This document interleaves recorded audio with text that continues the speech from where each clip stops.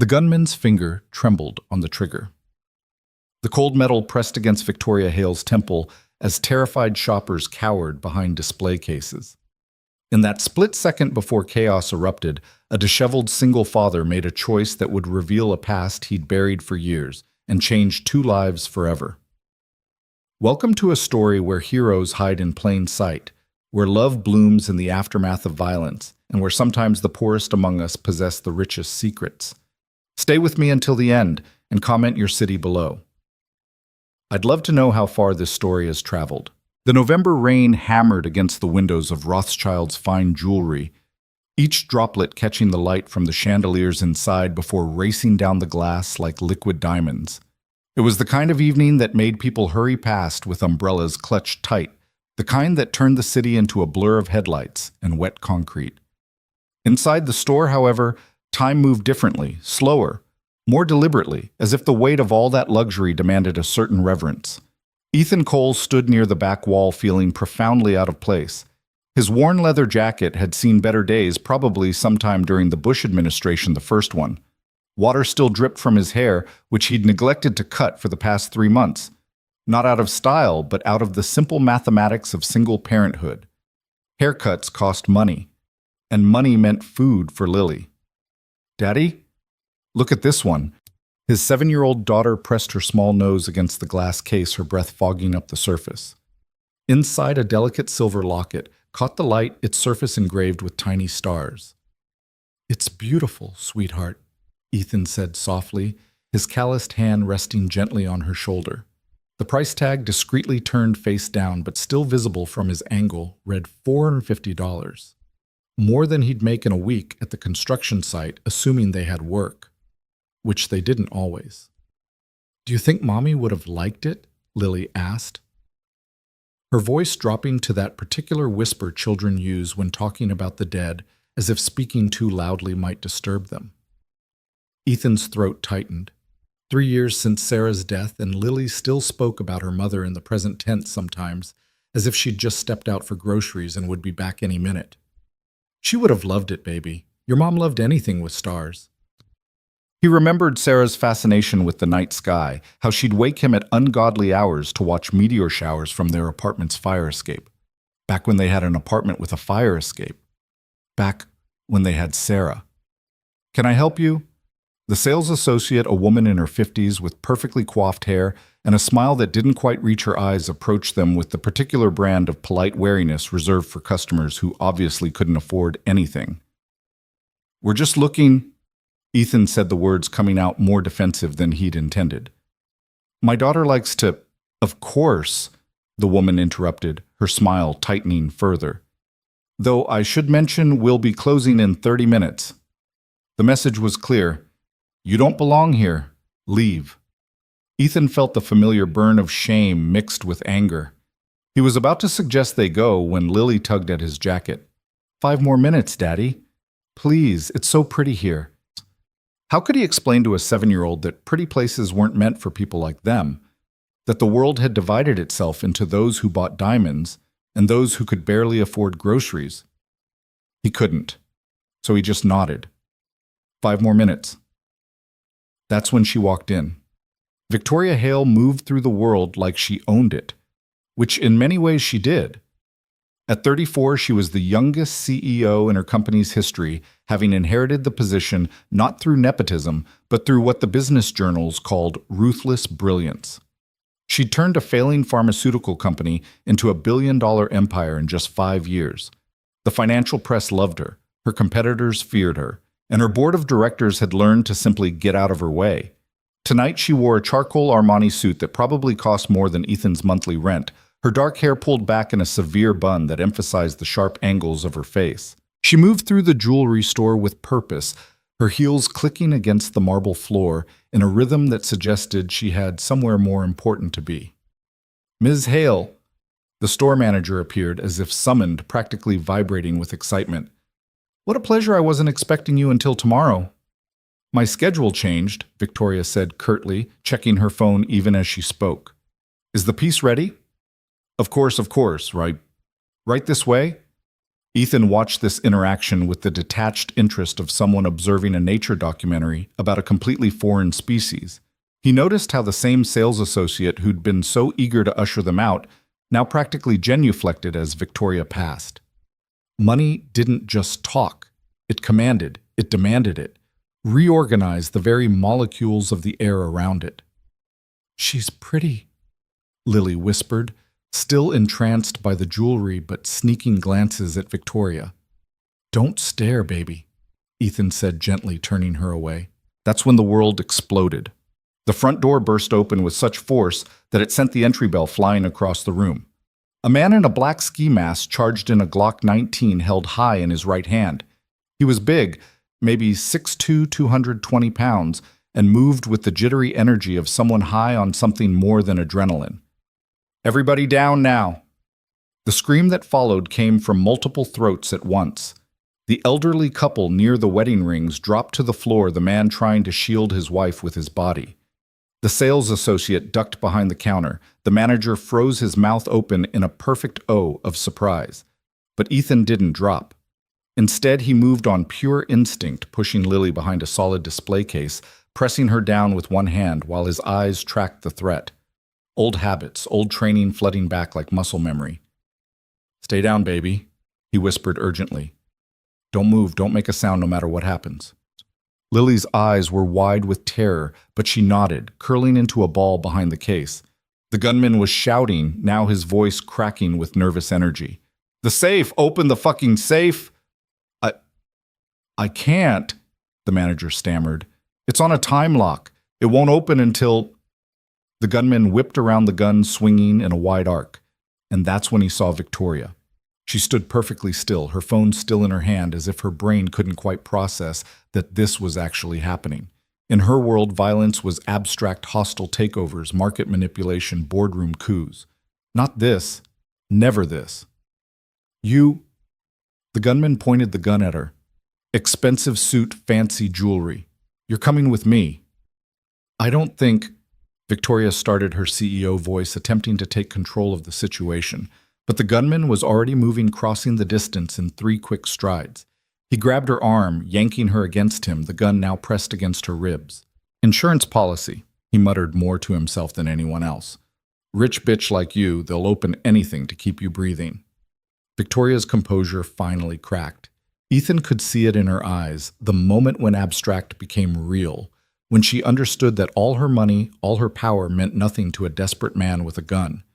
The gunman started backing toward the door, dragging Victoria with him. "Nobody moves!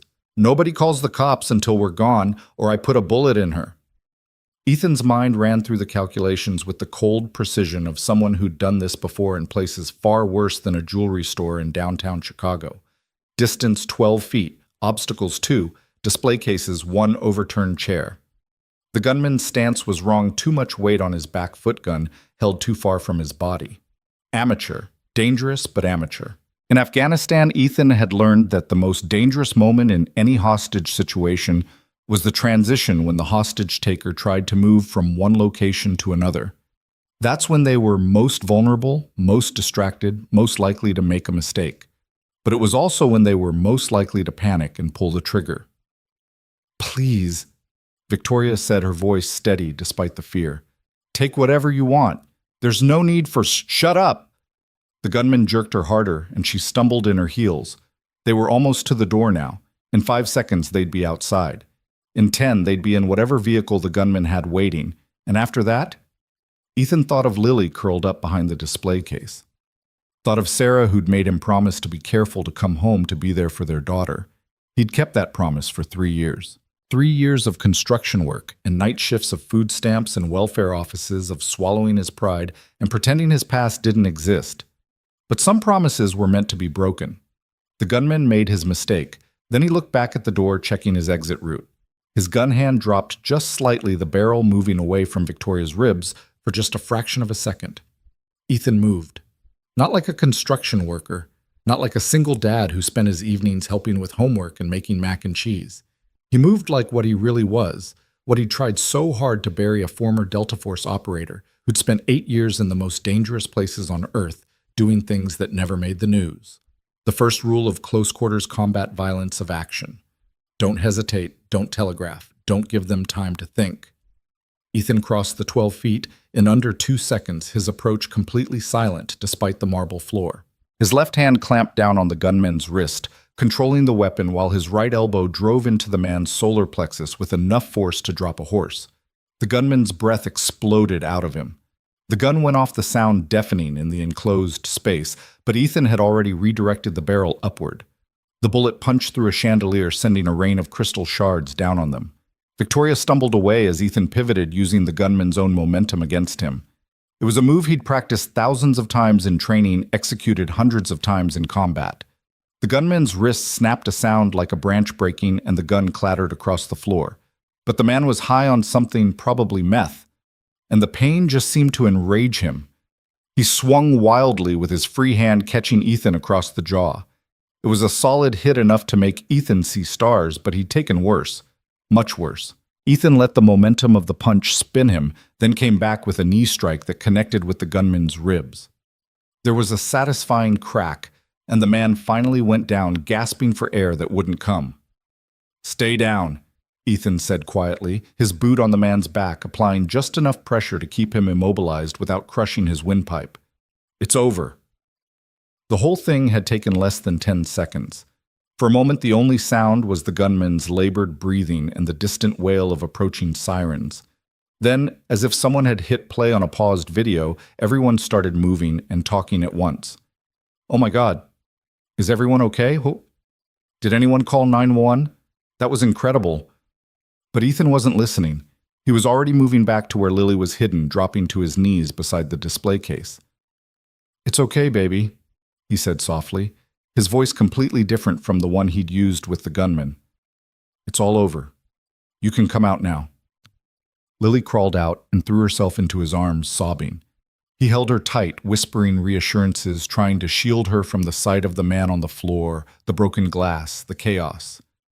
"You promised," she whispered into his shoulder. "You promised you wouldn't do the soldier stuff anymore." Ethan's heart cracked a little. "I know, baby. I'm sorry. But someone was in trouble. Like when you helped those people before Mommy got sick." "Yeah," he said quietly. "Like that."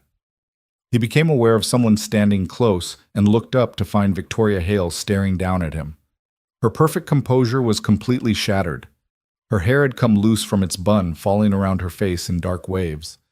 There was a smear of blood on her cheek. Not hers, he realized, but from the gunman.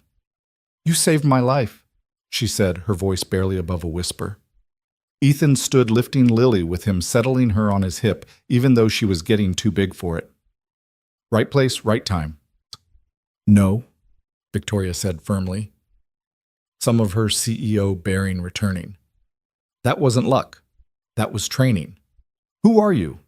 Before Ethan could answer, the police burst through the door, weapons drawn, shouting commands.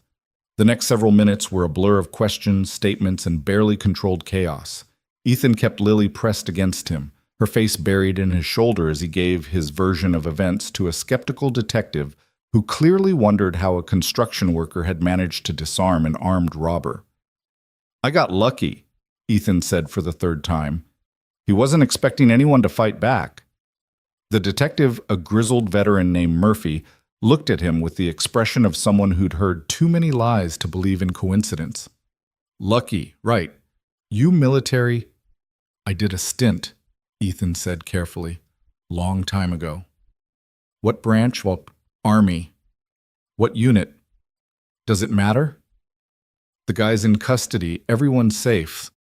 Murphy stared at him for a long moment, then flipped his notebook closed. "We'll need you to come down to the station tomorrow. Make a formal statement." "I work tomorrow." "What time?" 6 a.m. to 6 p.m. Hammond Construction if they have work." Murphy's expression softened slightly. He had the look of someone who understood what it meant to need every hour of work you could get. "Come by after. We'll make it quick." As the police led the gunman away, conscious now, and screaming about police brutality, Victoria approached again. The manager was hovering nearby, wringing his hands and muttering about insurance and publicity. "I need to thank you properly," Victoria said. "Can I have your contact information?" That's not necessary. Please, I insist. Ethan was about to refuse again when Lily lifted her head from his shoulder. Daddy needs a job, she announced with the devastating honesty of children. A real job, not the kind where they don't pay him sometimes. Lily, Ethan's face burned with embarrassment, but Victoria was looking at Lily with an expression Ethan couldn't quite read. Is that so? What kind of work does your daddy do? He builds things, Lily said, warming to her subject. And he fixes things. He can fix anything. Our neighbor Mrs. Chen says he's a miracle worker. He fixed her refrigerator and her car. And, that's enough, baby, Ethan said gently. Victoria pulled out a business card from her purse, pressing it into Ethan's hand. Please, call me tomorrow. I own several companies. I'm sure we can find something. Ethan looked at the card. Victoria Hale CEO, Hale Pharmaceuticals. The logo was one he recognized from billboards, from the news, from the medications that had failed to save Sarah. I don't need charity, he said stiffly.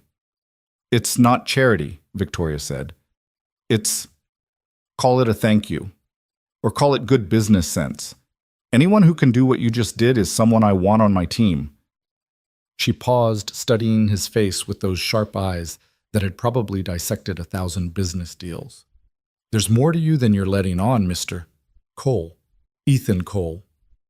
Mr. Cole. She said his name like she was filing it away for future reference. Well, Mr. Cole, you saved my life tonight. The least I can do is offer you a job interview. Daddy, say yes, Lily whispered urgently. Ethan looked down at his daughter, at her second-hand clothes and 2 small shoes, at the hope in her eyes. Then he looked at Victoria with her expensive suit and her perfect nails and her money that could solve every problem except the ones that really mattered. I'll think about it, he said finally. Victoria smiled, the first genuine smile he'd seen from her. It transformed her face, making her look younger, less like a CEO and more like a woman who'd just had a very close call. That's all I ask, she said. Think about it. As they were leaving, Ethan carrying Lily, who was exhausted from the adrenaline crash, Victoria called out one more time, Mr. Cole, that insignia on your jacket, the one you keep trying to hide with your arm. 1st Special Forces Operational Detachment Delta, isn't it? Ethan stopped, but didn't turn around. I don't know what you're talking about. Of course not, Victoria said, and he could hear the smile in her voice. My mistake. But Mr. Cole, Delta Force or not what you did tonight, thank you. Ethan walked out into the November rain without responding, Lily already half asleep against his shoulder. The water was cold against his face, washing away the sweat and the lingering adrenaline. He'd kept his promise to Sarah for 3 years. 3 years of being nobody, of being invisible, of being safe. But tonight, for just a moment, he'd been himself again. And someone had noticed. As he walked toward the bus stop, his ancient Honda had finally died 2 weeks ago. Ethan found himself fingering the business card in his pocket. Hale Pharmaceuticals. The company whose experimental treatment had cost them everything they had given them hope and then snatched it away when Sarah's cancer proved too aggressive, too advanced. The rational part of his brain said to throw the card away. Nothing good could come from getting involved with that world with people like Victoria Hale, who lived in penthouses and thought money could fix everything. But another part, the part that was tired of choosing between groceries and electricity, tired of watching Lily pretend she wasn't hungry, tired of being nobody, that part wanted to call the number on the card. Daddy, Lily mumbled against his shoulder, are we going to be okay? Yeah, baby, he said softly, stepping onto the bus, the card still in his pocket. We're going to be okay. But as the bus pulled away from the curb, Ethan caught a glimpse of something that made his blood run cold. A black SUV, windows tinted, pulling out into traffic behind them. The same SUV he'd noticed outside their apartment building 3 times this week. Maybe it was paranoia. Maybe it was the adrenaline still coursing through his system, making him see threats where none existed. Or maybe just maybe his past wasn't as buried as he'd thought. The business card in his pocket suddenly felt heavier. Victoria Hale thought she knew who he was because of an insignia on his jacket. But Delta Force was just part of the story. The rest, the missions that didn't exist, The enemies who thought he was dead, the reasons he disappeared in the first place, those were secrets that needed to stay buried. For Lily's sake, if nothing else. The bus rumbled through the wet streets of Chicago, carrying them back to their cramped apartment in a building that should have been condemned years ago. Ethan held his daughter closer, watching the city lights blur past through the rain-streaked windows.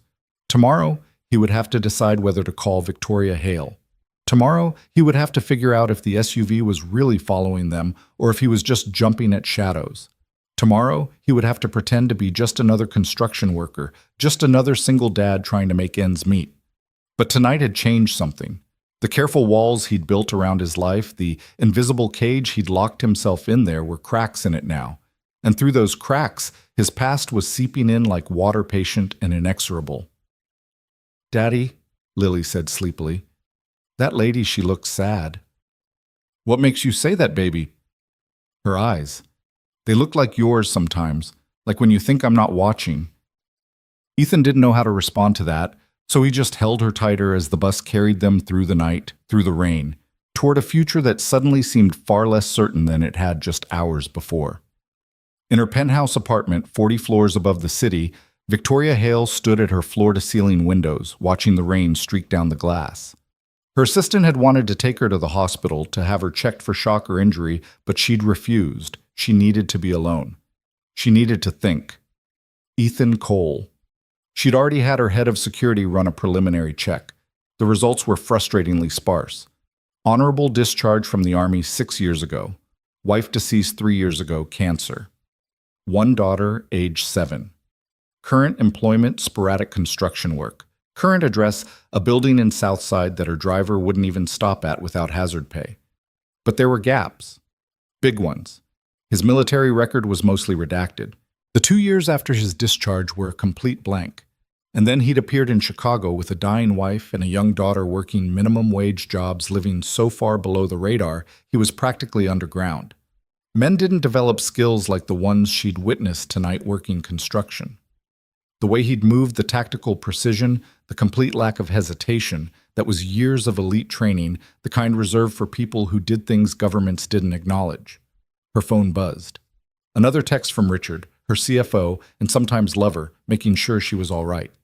She ignored it like she'd ignored the 12 calls from board members who'd already heard about the incident.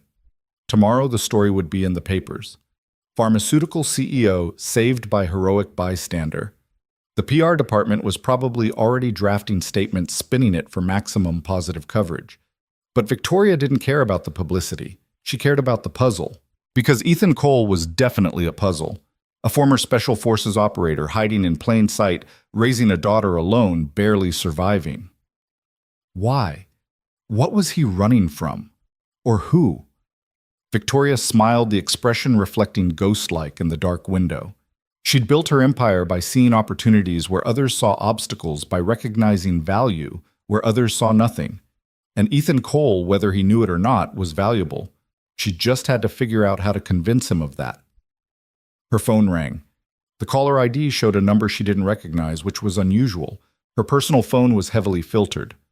"Hello." There was a pause, then a voice she didn't recognize, male-accented, Eastern European maybe. "Ms. Hale, you had an interesting evening." "Who is this?" "Someone with information about the man who saved you tonight. Information I think you'd find very interesting." Victoria's grip on the phone tightened. "I don't know what you're talking about." The man chuckled. "Of course not. But let me give you a free piece of advice, Ms. Hale. Ethan Cole is not who you think he is, and getting involved with him will bring you nothing but trouble." "Is that a threat?" "It's a kindness. One professional to another. Stay away from him, for your own safety." The line went dead. Victoria stared at the phone for a long moment, then set it down carefully. She walked to her home office, bypassing the official company computer for her personal laptop, the one with military-grade encryption that had cost more than most people's cars. If someone was warning her away from Ethan Cole, that meant there was something worth warning her away from. And in Victoria's experience, the things people tried to keep hidden were usually the most valuable things of all. She began typing, reaching out to contacts she rarely used. People who owed her favors. People who knew things. People who operated in the shadows where men like Ethan Cole learned to move like ghosts. By dawn, she would know more. And by tomorrow night, she would make Ethan Cole an offer he couldn't refuse.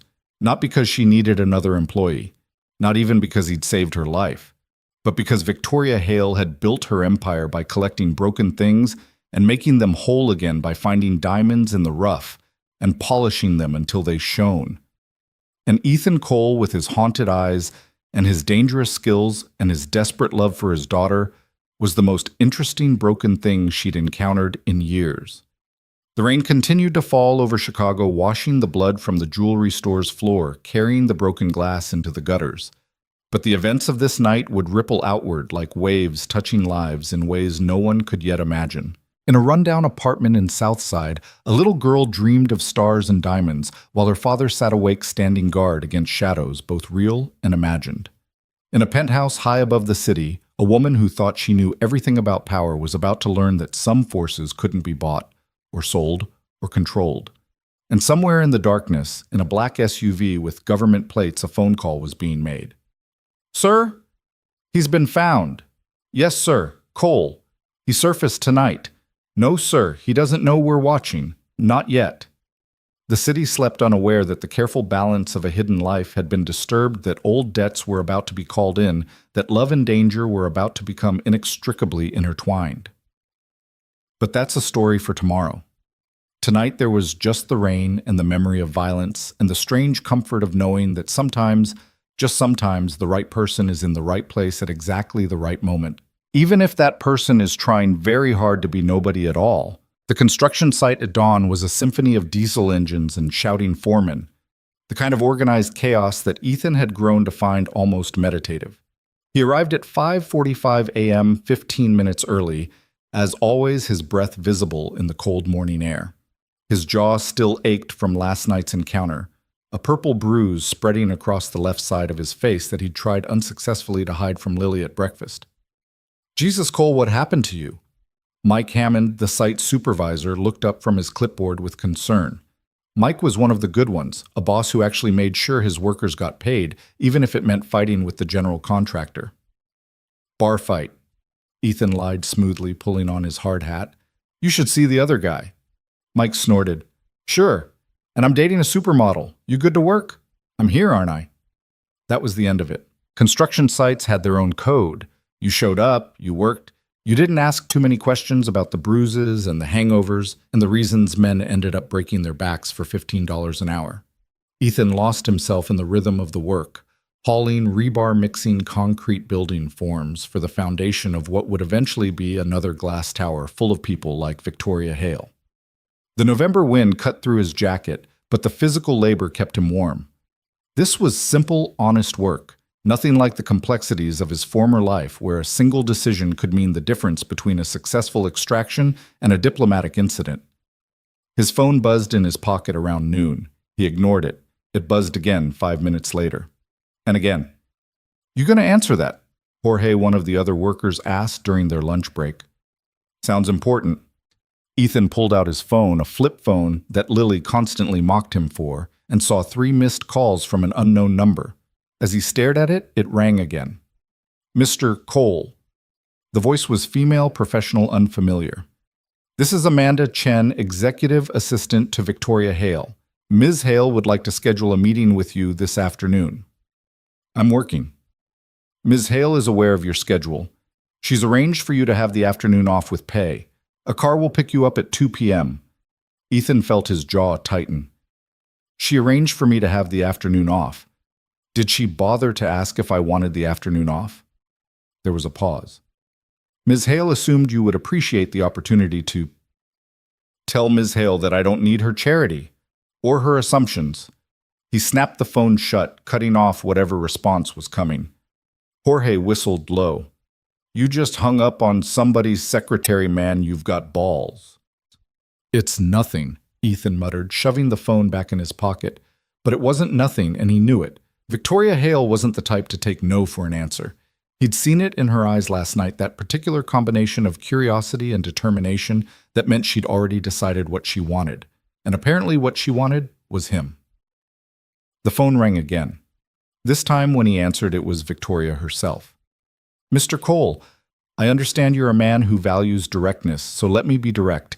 I owe you my life. The least you can do is let me buy you coffee. You don't owe me anything. I disagree. And since this is quite literally a matter of life and death, my life specifically, I think my opinion carries slightly more weight. The car will be there at 2 p.m. If you're not in it, I'll come to the construction site myself, and I promise you, Mr. Cole, I will make quite a scene. The line went dead. Ethan stared at the phone, then at Jorge, who was grinning. Sounds like you've got yourself an admirer, hermano. It's not like that. Sure it's not. That's why some rich lady is sending cars for you. Ethan went back to work, but his mind kept drifting. The black SUV from last night, he'd seen it again this morning, parked 3 blocks from Lily's school. Could be coincidence, could be paranoia, or it could be that his past was finally catching up with him. At 1:55 p.m., Mike approached him. Cole, you're done for the day. My shift doesn't end until... You're done, Mike repeated, not unkindly.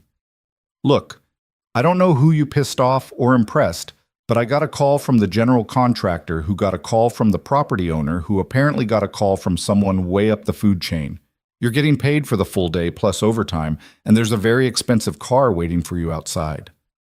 Ethan looked through the chain-link fence. A black town car idled at the curb, the driver standing beside it in a suit that probably cost more than Ethan made in a month. This is bullshit, Ethan said. Mike shrugged. Maybe, but it's bullshit that's paying you overtime. Go on, get out of here. And Cole, try not to look so much like you're heading to your execution. The interior of the town car smelled like leather and money. The driver, a professional-looking man in his 40s, didn't attempt conversation, which Ethan appreciated. They drove north, leaving the industrial sprawl behind, entering neighborhoods where the houses had gates and the cars had names Ethan couldn't pronounce. They pulled up to a coffee shop that looked nothing like the Starbucks Ethan occasionally splurged on. This place was all exposed brick and Edison bulbs, the kind of carefully crafted casualness that only money could buy. Victoria was already there, sitting in a corner booth, and for a moment Ethan didn't recognize her. Gone was the power suit, the severe hairstyle, the armor of corporate authority. She wore jeans and a cashmere sweater, her hair loose around her shoulders. She looked younger, softer, more like a real person, and less like a force of nature. "Mr. Cole," she said, standing as he approached. "Thank you for coming." "Did I have a choice?" She smiled. "There's always a choice. Please sit." Ethan sat feeling underdressed in his work clothes, concrete dust still clinging to his boots. A waitress appeared immediately, as if summoned by magic. "What can I get you?" "Just coffee," Ethan said. "Black." "The same," Victoria said. After the waitress left, she studied him with those sharp eyes. "You're angry. You disrupted my work day, threatened to make a scene, and basically forced me to come here. Yeah, I'm angry." "Good," she said, surprising him. "I prefer honesty. It's refreshing. Do you know how many people tell me exactly what they think I want to hear every single day? That sounds like a you problem." She laughed, a genuine sound that transformed her face. "It is. It absolutely is. But here's the thing, Mr. Cole Ethan. Can I call you Ethan? It's my name." "Ethan, then. Last night you saved my life, and I don't mean in some abstract metaphorical way. That man would have taken me, and based on the police report I received this morning, he had a history of violence against women. Assault, rape, murder. So when I say you saved my life, I mean it quite literally." The coffee arrived. Ethan wrapped his hands around the mug, appreciating the warmth. "I did what anyone would have done." "No," Victoria said firmly. "You did what you were trained to do. Delta Force right, or was it something even more classified?" Ethan's expression didn't change. "I was regular Army, infantry." "Of course you were." She pulled out a tablet, swiping through screens. Ethan James Cole, born March 15, 1987, in Detroit. Enlisted at 18, served for 8 years. Honorable discharge in 2019. Married Sarah Martinez in 2017. Daughter Lily, born the same year. Sarah died of pancreatic cancer 3 years ago. She looked up. "The official record, such as it is. You had no right. But then there are the gaps. she continued as if he hadn't spoken. 2 years after your discharge where you simply don't exist. No employment records, no address, no credit cards, nothing. And your military record is so heavily redacted it might as well be written in black marker. Then you appear in Chicago with a dying wife and a baby working construction living in poverty. Why? None of your business. I'm making it my business. She leaned forward. Because here's what I think. I think you were something special, something dangerous, and something happened that made you walk away from it all. Maybe it was Sarah getting sick. Maybe it was Lily being born. Or maybe it was something else entirely. Something that has you looking over your shoulder, checking for surveillance, noting exits whenever you enter a room. Ethan's eyes narrowed. She was more observant than he'd given her credit for. I think you're bored out of your mind working construction, she continued. I think you're slowly going broke trying to give your daughter a decent life. And I think you're tired of pretending to be nobody when you're clearly somebody. You don't know anything about me. I know you speak Arabic, Pashto, and Farsi fluently. That was in the unredacted part of your file. I know you have a genius-level IQ based on your ASVAB scores. I know you're qualified in combat medicine, explosives, communications, and God knows what else. And I know you're wasting away on a construction site when you could be doing something that actually matters. Construction matters, Ethan said stubbornly. It's honest work. It is, Victoria agreed. But it's not your work. Your work is protecting people, saving people, being the one who runs toward danger when everyone else runs away. That life is over. Is it because, from where I'm sitting, it looks like you're just on pause, waiting for something or someone? Before Ethan could respond, his phone rang. Lily's school. His blood went cold. I need to take this, he said, already standing. Mr. Cole. This is Principal Morrison. There's been an incident. Lily is fine, she added quickly, but we need you to come to the school immediately. What kind of incident? A man tried to pick her up from the playground. He said he was a friend of yours that you'd sent him. Lily didn't believe him and ran to a teacher, but Mr. Cole, he had a gun. Ethan was already moving Victoria forgotten, but she was right behind him, matching his pace. What's wrong? She asked. Someone tried to take Lily. The words came out sharp, clipped, his military bearing taking over completely. I need to get to her school. My car's faster than a taxi, Victoria said, pulling out her phone. James! Bring the car around. Now. They were in her BMW and moving within 30 seconds, Victoria driving with surprising skill through the afternoon traffic. Ethan's mind was racing, running through possibilities, scenarios, threat assessments. Talk to me, Victoria said, taking a corner at speed. Who would try to take your daughter? I don't know. Bullshit. You know exactly who, or at least you have an idea. Ethan glanced at her, this woman he'd known for less than 24 hours, who was currently breaking several traffic laws to get him to his daughter. There are people who think I'm dead, people who need to keep thinking that. From your military service. From after. The 2 years you couldn't find anything about. I was doing things that didn't officially happen for people who don't officially exist. And then I found out Sarah was pregnant, and I wanted out. But you don't just walk away from that life. So I made a deal. I died. Officially. Killed in a training accident that never made the news because the training never happened. Victoria ran a red light, horns blaring behind them. But someone figured out you're alive. Maybe. Or maybe this is something else. Maybe someone from my past is using Lily to draw me out. His hands clenched into fists. If they've hurt her... You said the principal told you she was fine. Fine is relative when someone pulls a gun at an elementary school. They screeched to a halt outside the school. Police cars were everywhere, lights flashing. Parents clustered behind the police tape, some crying, others on phones. Ethan was out of the car before it fully stopped, his eyes scanning for threats, even as he pushed through the crowd. Sir, you can't... A uniformed officer started. Ethan Cole, my daughter's in there. The officer checked his list, then lifted the tape. Principal's office. Ethan found Lily sitting on a bench outside the office, a female detective crouched beside her, showing her pictures on a tablet. When she saw him, Lily launched herself into his arms. Daddy! He held her tight, checking her for injuries even as he murmured reassurances. She was okay, scared, but okay. Mr. Cole? Principal Morrison approached her face grave. Thank you for coming so quickly. What happened? Lily was on the playground with her class when a man approached the fence. He called her by name, said you'd send him to pick her up early, said there was a family emergency. What did he look like? The principal gestured to the detective who stood and extended her hand. Detective Rivera, we have security footage. The man was Caucasian, approximately 6 feet tall, dark hair, wearing a black suit. He had a vehicle parked nearby, a black SUV with tinted windows. Ethan's blood went cold. The same SUV from last night. When Lily refused to go with him, he became agitated, Detective Rivera continued.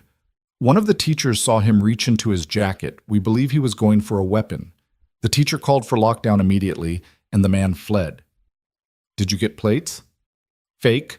We're running facial recognition now, but... She shrugged. These things took time. Mr. Cole, Principal Morrison said carefully, is there something we should know? Is Lily in danger? Before he could answer, Victoria stepped forward. Ethan had almost forgotten she was there. I'm Victoria Hale, she said, her CEO voice in full effect. I'm Mr. Cole's employer.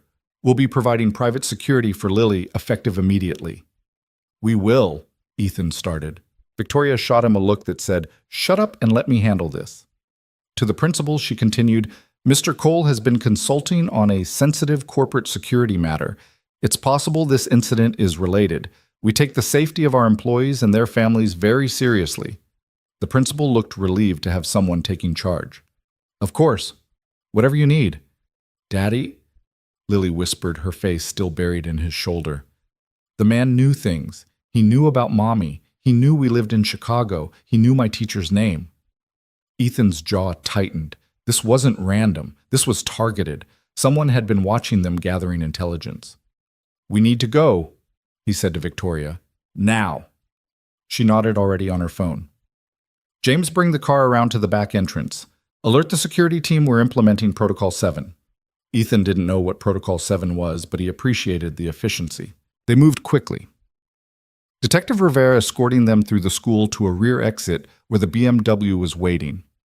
We'll need a statement, Rivera said. Tomorrow, Victoria said firmly. Mr. Cole will come to the station tomorrow. They were in the car and moving before Rivera could object. Lily sat between them in the back seat, clinging to Ethan's hand. Where are we going? Ethan asked. Somewhere safe, Victoria said. My penthouse has better security than Fort Knox. You and Lily can stay there until we figure out what's happening. We can't. Yes, you can, and you will, because someone just tried to kidnap your daughter, and your apartment might as well have a welcome mat for anyone who wants to hurt you. She was right, and Ethan hated that she was right. His apartment was indefensible ground floor, multiple entry points, no security system. He'd chosen it because it was cheap, not because it was safe. Why are you doing this? He asked. Victoria looked at him, and for a moment her CEO mask slipped. Because you saved my life. Because Lily doesn't deserve to be in danger. And because... She paused, seeming to choose her words carefully. Because I recognize something in you. The weight of secrets. The cost of being someone you're not. I know what it's like to have a past that won't stay buried. Before Ethan could respond, his phone rang. Unknown number. Don't answer that, Victoria said sharply. But Ethan had already flipped it open. Yeah. Hello, Ethan. The voice was familiar, though he hadn't heard it in 6 years. Colonel Marcus Webb, his former handler from his time with the Activity, the Army's most classified intelligence unit. I heard you had some excitement today. What do you want, Webb? To help, believe it or not. You've been burned, Ethan. Someone leaked your location, your new identity, everything. Every enemy you ever made now knows exactly where to find you. Who? That's the million-dollar question, isn't it? Could be the Russians. You did kill General Volkov's son in Chechnya. Could be the Iranians. They never did forgive you for that thing in Tehran. Or it could be someone closer to home. Someone who thinks you know something you shouldn't. I kept my end of the deal. I disappeared. You did. But resurrection is a tricky business. Once word gets out that you're alive, well, let's just say there's a significant bounty on your head. 8 figures last I heard. Ethan felt Victoria's eyes on him, saw Lily watching with wide, frightened eyes. "What do you suggest?" he asked. "Come back in. Let us protect you, both of you. The last time I trusted you, my wife was dying, and you wouldn't let me come home to see her. That was different." Ethan hung up. His hands were shaking just slightly. 8 figures. Someone was willing to pay tens of millions of dollars for him. Dead or alive, Webb hadn't said. "Daddy!" Lily's voice was small. "Are we in trouble?" "No, baby." He lied. "Everything's going to be fine." Victoria's penthouse was on the 50th floor of a building that looked like it had been carved from black glass and steel. The security in the lobby was subtle but comprehensive metal detectors, cameras guards who looked like they could handle themselves in a fight. "Mr. Cole and his daughter will be staying with me," Victoria told the security chief, a man who looked like he'd been carved from granite. "Indefinitely, full protocols." "Yes, ma'am." The private elevator required a key code and a thumbprint. Ethan noticed the bulletproof glass, the emergency phone, the subtle bulge in the ceiling that suggested defensive countermeasures. "You weren't kidding about the security tech," he said. "I've made enemies over the years," Victoria said simply. "Hostile takeovers, layoffs, whistleblowers. The pharmaceutical industry isn't exactly known for its ethics." The penthouse itself was stunning floor-to-ceiling windows, offering a panoramic view of Chicago modern furniture that looked like art, a kitchen that belonged in a magazine. Lily's eyes went wide. "This is like a castle in the sky," she whispered. Victoria smiled, the expression softening her face. "Would you like to see your room? My room?" "Of course, every princess needs her own room in the castle." She led them down a hallway to a guest room that was bigger than Ethan's entire apartment. It had its own bathroom, a walk-in closet, and a view that stretched to the lake. "This is too much," Ethan started. "It's exactly enough," Victoria said firmly. "Lily, there are some clothes in the closet that might fit you. I had my assistant do some shopping, and there's a tablet on the nightstand with games and movies loaded on it." Lily looked at Ethan, seeking permission. He nodded, and she ran to explore the closet. Victoria led him back to the living room, pouring 2 glasses of what looked like very expensive scotch without asking if he wanted one. "Talk," she said, handing him a glass. "Who's trying to kill you?" "I don't know." "But you have ideas." Ethan took a sip of the scotch. It burned pleasantly. "Could be a lot of people. I spent 6 years doing things that officially never happened. Black ops, off-the-books missions, the kind of stuff that keeps politicians' hands clean and soldiers' consciences dirty. And someone wants you dead because of something you did, or something I know, or something they think I know." He stared out at the city lights. "I thought I'd covered my tracks. New identity, new city, new life, but someone found me. The question is who, and why now? The why is easier. Last night I exposed myself. Saved You got on the news. My face even briefly was out there. Someone recognized me." Victoria was quiet for a moment. "This is my fault." "No, I made the choice to intervene. I knew the risks. But if you hadn't, what gotten robbed? That's not how fault works." She moved to stand beside him at the window. "What are you going to do, Protect Lily. Everything else is secondary." "That's not a plan, that's a goal." "Then I need to figure out who's coming for me. The man at the school, he was professional but not elite. Probably hired help, which means someone's paying for this, not doing it themselves. So we follow the money." Ethan looked at her. You saved my life. Now someone's trying to take yours. That makes this my problem too. This isn't your fight. I'm making it my fight." She turned to face him fully.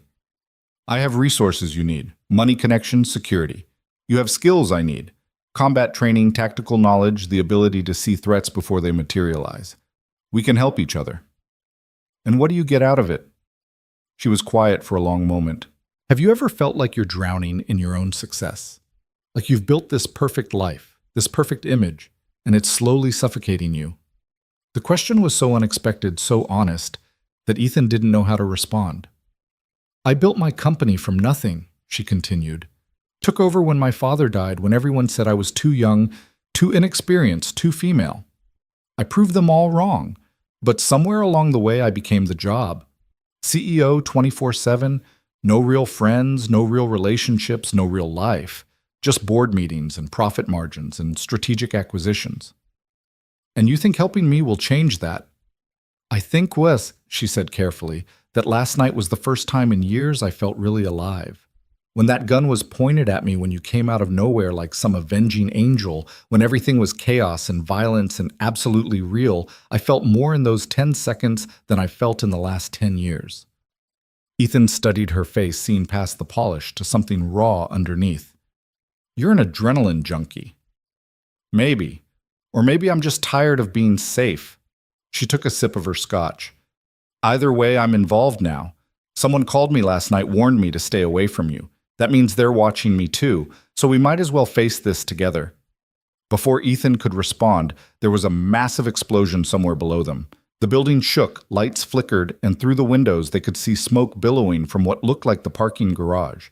Ethan was already moving, grabbing Lily from her room, his mind switching into combat mode. That was a car bomb. They're trying to flush us out. Victoria was on her phone. Security report. What do you mean you've lost contact with the lobby? Another explosion closer this time. The lights went out completely, emergency lighting kicking in a second later, bathing everything in red. They're taking out the building's infrastructure, Ethan said. Power communication security. This isn't some hired thug. This is a professional assault team. The panic room, Victoria said, already moving. This way. She led them to what looked like a normal wall, pressing her hand against a hidden scanner. The wall swung open, revealing a reinforced room with its own power supply, communications equipment, and enough supplies to last a week. Get in, Ethan said, pushing Lily toward the room. What about you? I'm going to buy us time. He checked the Glock he'd taken from the security desk downstairs, a habit from his old life, always know where the weapons are. Lock yourselves in. Don't come out for anyone but me. Ethan, lock it. The wall swung shut and Ethan heard the heavy bolts engage. Good. They were safe. For now. He moved through the penthouse lights off using the emergency lighting to navigate. His training came back like muscle memory, heel to toe, controlling his breathing weapon at low ready. The main elevator dinged. They were here. The doors opened and smoke grenades rolled out, filling the entryway with thick gray clouds. Ethan dropped to one knee behind a marble counter, waiting. Through the smoke, he could see shapes moving 4, maybe 5 operators in full tactical gear, professional, organized, lethal. But they'd made one mistake. They'd assumed he was just some washed-up special forces guy living on past glory. They were about to learn differently. The first operator came through the smoke weapon, sweeping left. Ethan let him pass, then rose silently behind him. His arm went around the man's throat, a blood choke that dropped him in 3 seconds. Ethan took his weapon, an HK-416 with a suppressor, and his radio.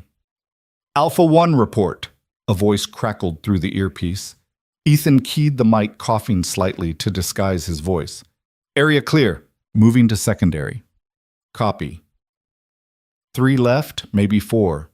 He moved through the smoke like a ghost, using their own concealment against them. The second operator was checking doors methodically. Ethan put 2 rounds, center mass, the suppressor, reducing the shots to whispers. The man dropped. Shots fired, Alpha 2 is down. Now they knew he was hunting them. The remaining operators pulled back, forming a defensive position near the elevator. Smart. But Ethan knew the penthouse layout, now had memorized it the moment they'd arrived. There was another way around. He moved through the kitchen, staying low, circling behind them. Through the service corridor that Victoria probably didn't even know existed. Rich people never paid attention to how the help moved around. He came out behind them, catching them focused on the wrong direction. The firefight was brief and violent. Ethan had surprise and superior position. They had numbers and armor. When the smoke cleared, literally, 2 more operators were down, but Ethan had taken a round in the shoulder. The bullet caught by the vest he'd grabbed from the first operator, but still enough to crack ribs. The last operator was backing toward the elevator, speaking rapidly into his radio. Mission abort, target is hot. Repeat, target is... Ethan's shot took him in the throat, cutting off the transmission. Silence fell, broken only by the wail of sirens approaching from below. Ethan moved back to the panic room, keying the intercom. "It's me. It's over." The door opened and Lily ran out, throwing herself at him. He caught her with his good arm, holding her tight. "Are you hurt?" Victoria asked, noting the blood on his shirt. "I'm fine." "That's not what I asked." Before he could respond, his phone rang. Webb again. "Impressive, Ethan. 5 operators in less than 3 minutes. You haven't lost a step." "Who sent them?" "That's the interesting part. They were Russians. Spetsnaz specifically. Seems General Volkov never forgave you for his son. After 6 years. He only found out you were alive yesterday. Someone sent him your picture from the news along with your current location. Someone wanted to use the Russians to do their dirty work." "Who?" "Still working on that. But Ethan, this is just the beginning. Once word spreads that you're alive, everyone you ever crossed is going to come calling. You need to come in." "No." "Then you need to run, take your daughter, and disappear again." Ethan looked at Victoria, who was checking Lily for injuries with surprising gentleness, at this woman who'd opened her home to them, who'd stood by them even when bullets started flying. "Maybe," he said, "or maybe it's time to stop running." He hung up, then turned to Victoria. "We need to leave. Now. The police will be here soon and I can't answer their questions. Not honestly." "I have a place," she said immediately. "A cabin in Wisconsin. Off the books, purchased through shell companies. No one knows about it." "Why do you have an off-the-books cabin?" She gave him a wry smile. "Everyone needs a bolt hole. Even CEOs." They left through the service elevator, Victoria's security team, what was left of it, providing cover. The garage was a war zone, several cars burning debris everywhere. But Victoria's backup vehicle, an armored SUV, was untouched in a separate section. As they drove through the night, Lily asleep between them, Ethan allowed himself a moment of truth. He was tired of running, tired of hiding, tired of pretending to be nobody. Maybe Victoria was right. Maybe it was time to stop being the prey and start being the predator. But first he had to keep Lily safe. Everything else, revenge, justice, even his growing attraction to the complicated woman beside him, would have to wait. The road stretched out ahead of them, dark and uncertain. Behind them, Chicago burned with the aftermath of violence. And somewhere out there in the shadows, enemies old and new were planning their next move. The war for Ethan Cole's life had begun. The armored SUV cut through the darkness of Interstate 94, its headlights carving a path through the Wisconsin countryside. 3 hours had passed since they'd fled Chicago. 3 hours of silence, broken only by Lily's soft breathing as she slept curled against Ethan's side. Victoria drove with focused precision, checking the mirrors every few seconds, her knuckles white on the steering wheel. "She's out cold," Ethan said quietly, adjusting the blanket around his daughter. The adrenaline was finally wearing off, leaving him aware of every bruise, every scraped knuckle, the burning ache where the bullet had impacted his vest. "She's been through hell," Victoria replied, her voice soft. "How do you explain something like this to a 7-year-old? You don't. You tell her bad people made a mistake, that they're gone now that she's safe. You lie because the truth would destroy her innocence and she's already lost too much." Victoria glanced at him in the rearview mirror. "Is that what you've been doing, lying to protect her?" "Every single day. She thinks her dad works construction. She doesn't know about the nightmares, the hypervigilance, the reason I check every window and door 3 times before bed. She doesn't know her father has killed more people than she's had birthdays." The confession hung between them in the darkness. Victoria took an exit onto a smaller highway, the trees pressing closer on both sides. "My father was like you," she said unexpectedly. "Not military, but complicated. He built his pharmaceutical empire on buried bodies, metaphorically speaking. Hostile takeovers that destroyed families, drugs rushed to market despite safety concerns, whistleblowers who mysteriously disappeared or recanted. I didn't know any of it until after he died, when I inherited not just his company, but his secrets." "What did you do?" "I tried to make it right. Settled lawsuits, quietly implemented new safety protocols, cleaned house. But some stains don't wash out. Some ghosts don't stay buried." She paused, navigating a sharp turn. "There's a man, Victor Koval. Russian oligarch runs one of the largest pharmaceutical companies in Eastern Europe. My father screwed him on a deal in the 90s, stole formulas, buried patents. Koval never forgot. He's been trying to destroy my company ever since. You think he's connected to this? I don't know, but the timing is suspicious. Last week I rejected his latest buyout offer. Yesterday you saved my life.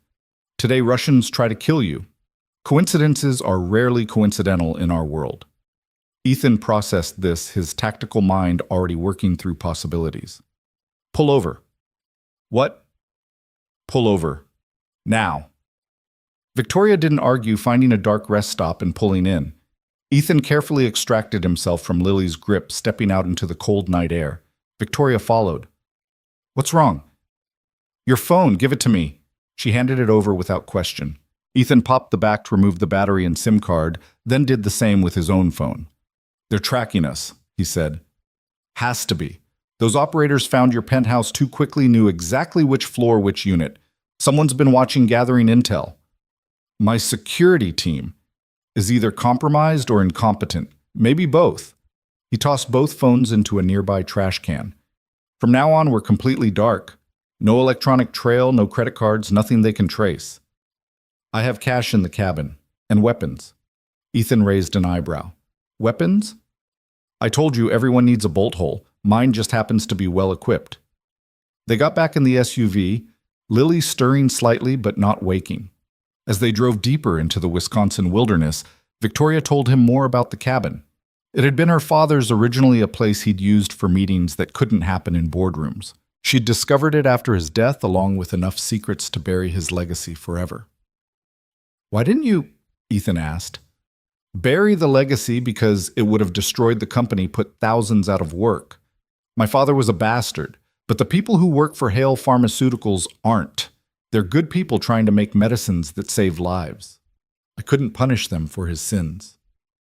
The roads grew narrower, civilization falling away, until there was nothing but forest and darkness. Finally, Victoria turned onto what could barely be called a road, more of a trail really, the SUV's four-wheel drive grinding through mud and fallen leaves. The cabin appeared, suddenly materializing from the darkness like something out of a fairy tale. It was bigger than Ethan had expected, all dark wood and stone built to blend into the landscape. No lights, no signs of life. Motion sensors will trigger when we get closer, Victoria said. Interior lights only, no exterior illumination. My father was paranoid about satellite surveillance. Smart man. They parked in a concealed garage attached to the cabin. Ethan carried Lily inside her dead weight, familiar from countless nights of carrying her from car to apartment when she'd fallen asleep. The interior was rustic but comfortable, with high-end security touches that most people wouldn't notice, reinforced doors, bulletproof glass sightlines that covered every approach. Victoria showed him to a bedroom, helping him settle Lily into bed. The little girl mumbled something about stars and diamonds, then curled into the pillow, safe in her dreams. Back in the main room, Victoria built a fire, while Ethan checked the perimeter. When he returned, she had 2 glasses of whiskey waiting and a first aid kit laid out on the coffee table. Take off your shirt, she said. I'm fine. You're bleeding through your jacket. Take it off. Ethan complied, wincing as he pulled the fabric away from dried blood. The impact from the bullet had left a massive bruise across his ribs, purple-black and spreading. Several cuts from flying glass decorated his arms and chest, and his knuckles were raw from the close-quarters fighting. Victoria worked in silence, cleaning wounds with practiced efficiency. Her fingers were gentle but sure, and Ethan found himself studying her face in the firelight. Without the corporate armor, without the makeup and power suits, she was beautiful in a different way. Softer, more real. You've done this before, he observed. Boarding school in Switzerland. I was training to be a doctor before my father decided I needed an MBA instead. She applied antiseptic to a particularly deep cut, causing him to hiss. Sorry. I've had worse. I'm sure you have. She taped gauze over the wound, her fingers lingering for a moment on his chest. The scars tell quite a story. Each one's a lesson learned. What lesson is this one? She traced a puckered scar near his shoulder, clearly from a bullet. Trust no one in Kandahar. And this, a long knife wound across his ribs. Never underestimate a wounded enemy. And this, her finger found a surgical scar newer than the others. That Sarah was sick and I wasn't there. His voice went flat. Kidney donation. Tried to buy her more time for treatment. Didn't work. Victoria's hand stilled. I'm sorry. Don't be.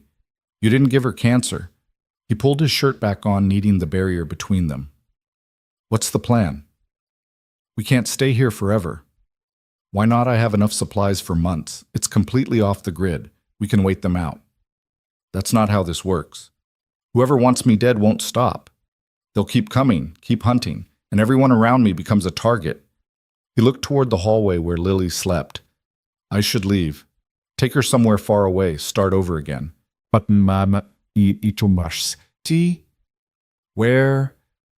And with what money? You have maybe a few $100s to your name.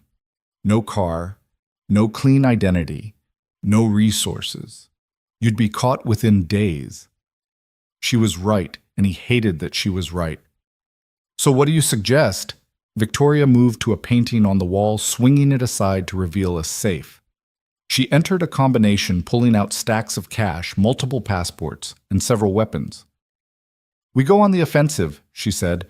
Find out who's behind this and stop them before they stop us. You've been watching too many action movies. Have I? She turned to face him, firelight dancing in her eyes. You said someone leaked your location, your new identity. That's not something a foreign enemy could do. That's an inside job. Someone in your own government wants you dead.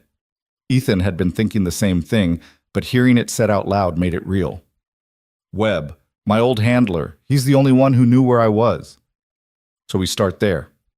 Find out why he burned you. Well, we can't just interrogate a CIA officer.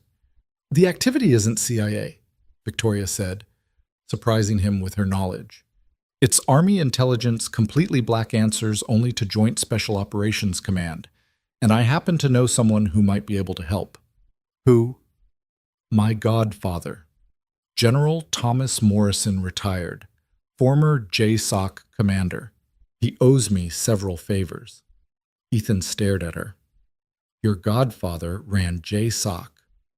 My father had interesting friends, powerful friends, friends who needed medications off the books for operations that didn't officially exist. She pulled out a satellite phone from the safe. One call and we might get answers. Or you might get us killed. If Morrison is part of this, he's not. Tom Morrison is many things, but he's honorable. He wouldn't burn an operator without cause. Before Ethan could stop her, she was dialing. The conversation was brief, conducted in code phrases and careful language. When she hung up, her expression was grave. He'll meet us tomorrow night, Chicago. Said there are things we need to know, things he can't say over the phone. It's a trap. Maybe. Or maybe it's our only chance to find out what's really happening. They sat in silence, the fire crackling between them. Finally, Ethan spoke. Why are you really doing this? And don't give me the line about owing me for saving your life. Victoria was quiet for a long moment, staring into the flames. You want the truth? I've been dead inside for years. Going through the motions, playing the role of CEO, of Ice Queen, of untouchable success story. Then last night happened, and for the first time in forever, I felt something. Fear, yes, but also alive. Truly alive. She looked at him, vulnerability cracking her composed facade. I've built walls around myself so high that no one can get in. But you walked through them like they weren't even there. You saw me not the CEO, not the billionaire, just the woman who was scared and needed help. And you didn't hesitate. Anyone would have... No, she interrupted. They wouldn't. They would have calculated the risk, considered the liability, worried about their own safety. You just acted. No hesitation, no doubt, just pure instinct to protect. She moved closer to him on the couch, close enough that he could smell her perfume, mixed with cordite and fear sweat from earlier. I've been surrounded by men who want my money, my power, my influence. You're the first one who wanted nothing from me except to keep me safe. Victoria, I know, she said. I know this is insane. I know we've known each other for less than 48 hours. I know you're still grieving your wife, still trying to protect your daughter, still fighting ghosts I can't even see. But I also know that when you look at me, you see me, the real me. And that's worth more than all the money in my accounts. The moment stretched between them, charged with possibility and danger. Ethan wanted to reach for her, wanted to lose himself in something other than violence and fear, wanted to pretend for just a moment that he was a normal man with a normal life. But then Lily screamed. Ethan was moving before the sound fully registered, sprinting down the hallway with Victoria close behind. He burst into the bedroom to find Lily sitting up in bed, eyes wide with terror, pointing at the window. "There's someone out there," she whispered, "watching us." Ethan moved to the window, staying to the side, peering out into the darkness. At first he saw nothing, then movement. A shadow against shadows, barely visible, but there. "Victoria, get Lily to the safe room," he said quietly, his voice shifting into command mode. "The safe room is behind the bookshelf in the study. Your father's paranoia, remember? Take her there and lock yourselves in." Victoria didn't argue, scooping Lily up and carrying her out.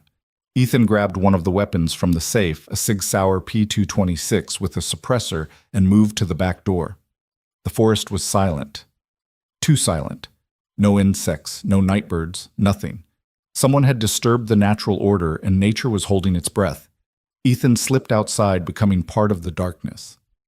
This was his element, where the civilized man fell away and the predator emerged. He'd hunted Taliban fighters through Afghan mountains, Iranian operatives through Tehran streets, Russian Spetsnaz through Chechen forests. One person in Wisconsin woods shouldn't be a problem, except it wasn't one person. He spotted the first one 15 meters out using thermal imaging scope, the heat signature clear against the cold forest. The second was 20 meters to the left, covering his partner. Professional spacing, professional equipment. But they'd made a mistake. They were hunting Ethan Cole, construction worker, not Ghost, his operational call sign from his activity days. He circled wide using skills learned in places where failure meant death. The forest floor was covered in decades of pine needles, soft and silent under his feet. The first target never heard him coming. Ethan's arm went around the man's throat, cutting off sound and blood flow simultaneously. The body went limp in seconds. He lowered it gently, taking the man's rifle, another HK-416, these people had good taste in weapons, and his radio. "Bravo 2 status," a voice crackled. Ethan keyed the mic twice, the universal signal for all clear, maintaining silence. The second operator was harder. He was in a good position back to a large tree covering multiple approaches. But he was focused on the cabin, watching for someone trying to escape, not someone hunting him. The shot was clean, suppressed, precise. The man dropped without a sound. "Bravo team report," the radio demanded. Ethan ignored it, moving toward where he'd heard the transmission originate. The command element would be further back, probably with a vehicle for quick extraction. He found them 2 more operators, and what looked like a team leader near a black van hidden on an old logging road. They were just starting to realize something was wrong. Weapons coming up. Heads on swivels. Too late. Ethan put 2 rounds through the windshield, taking out the driver. The others scattered, seeking cover, returning fire. The forest erupted with the sound of automatic weapons' muzzle flashes strobing in the darkness. But Ethan was already moving, flanking left, using their muzzle flashes to track them. One operator made the mistake of staying still too long. Ethan's shot caught him center mass, spinning him into a tree. The team leader was good, very good. He'd found solid cover and was laying down disciplined fire, trying to pin Ethan while calling for backup. "Need immediate QRF at grid 774. Team is down? Repeat, team is down. Ghost is active? Repeat. Ghost is..." Ethan's bullet cut the transmission short. Silence fell over the forest, broken only by the ringing in his ears. He moved through the killing ground, methodically checking bodies, gathering intelligence. They all had the same tattoo on their wrists, a small scorpion. Russian mafia, but high-end, connected to government services. One was still alive, barely blood bubbling from his chest with each breath. Ethan knelt beside him. "Who sent you?" The man coughed, blood speckling his lips. You're supposed to be nobody, just construction worker." "Who sent you?" Ethan repeated. "Doesn't matter. Contract is out, open bounty. Every operator in the world, coming for you. Volkov's money, but not just his. The man's eyes were glazing. Your own people. They want you. Dead. Why? But the man was gone, his last breath rattling out into the cold Wisconsin night. Ethan stood looking back toward the cabin. How many more would come? How many more nights would Lily wake to gunfire and death? How long before their luck ran out? He made his way back inside, knocking on the safe room door in a specific pattern. Victoria opened it, Lily clinging to her hand. Is it over? Victoria asked. For tonight. He looked at his daughter, her eyes too old for her young face. Pack everything. We leave in 10 minutes. Where will we go? Lily asked in a small voice. Ethan pulled her into a hug, feeling her trembling against him. Somewhere safe, baby, I promise. But even as he said it, he knew it was a lie. There was no safe place, not anymore. Webb had burned him thoroughly, completely. Every intelligence service, every mercenary group, every contract killer with dreams of a big payday would be looking for him. The meeting with Morrison, Victoria said quietly. It's our only chance. She was right. They needed answers, needed to know why he'd been burned, who was really behind this. But walking into Chicago, into what could easily be a trap, felt like suicide. Daddy, Lily said, looking up at him. The bad men, they're not going to stop, are they? He wanted to lie, wanted to protect her from the truth, but she'd seen too much, been through too much.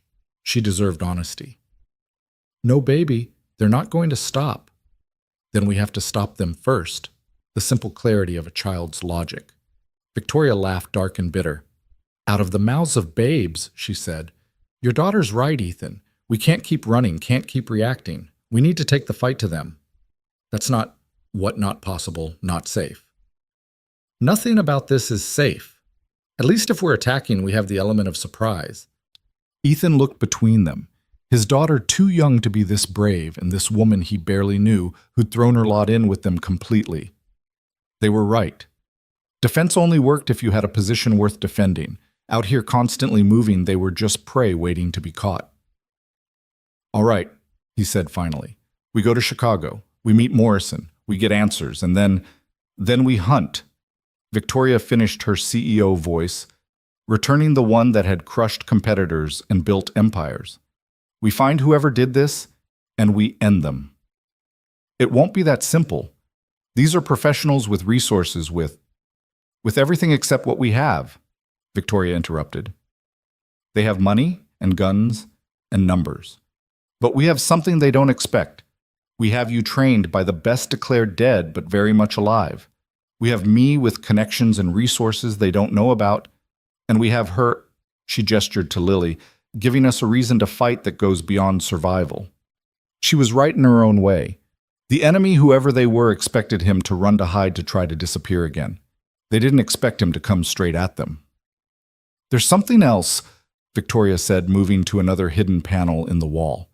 This one revealed a small arsenal, rifles, handguns, tactical gear. My father didn't just meet with people here. He trained here, prepared for a war he thought was coming, a war between those who control the world's resources and those who want to take them. Your father sounds like he was paranoid. Paranoid and right aren't mutually exclusive. She pulled out a tablet, one of the old ones not connected to any network. Before he died, he compiled files on everyone he considered a threat. Government officials, rivals, CEOs, intelligence operatives. If your handler is in here, she powered on the device, scrolling through encrypted files. Suddenly, she stopped, her face paling. What is it? She turned the tablet toward him. There on the screen was a photograph of Colonel Marcus Webb, younger but unmistakable.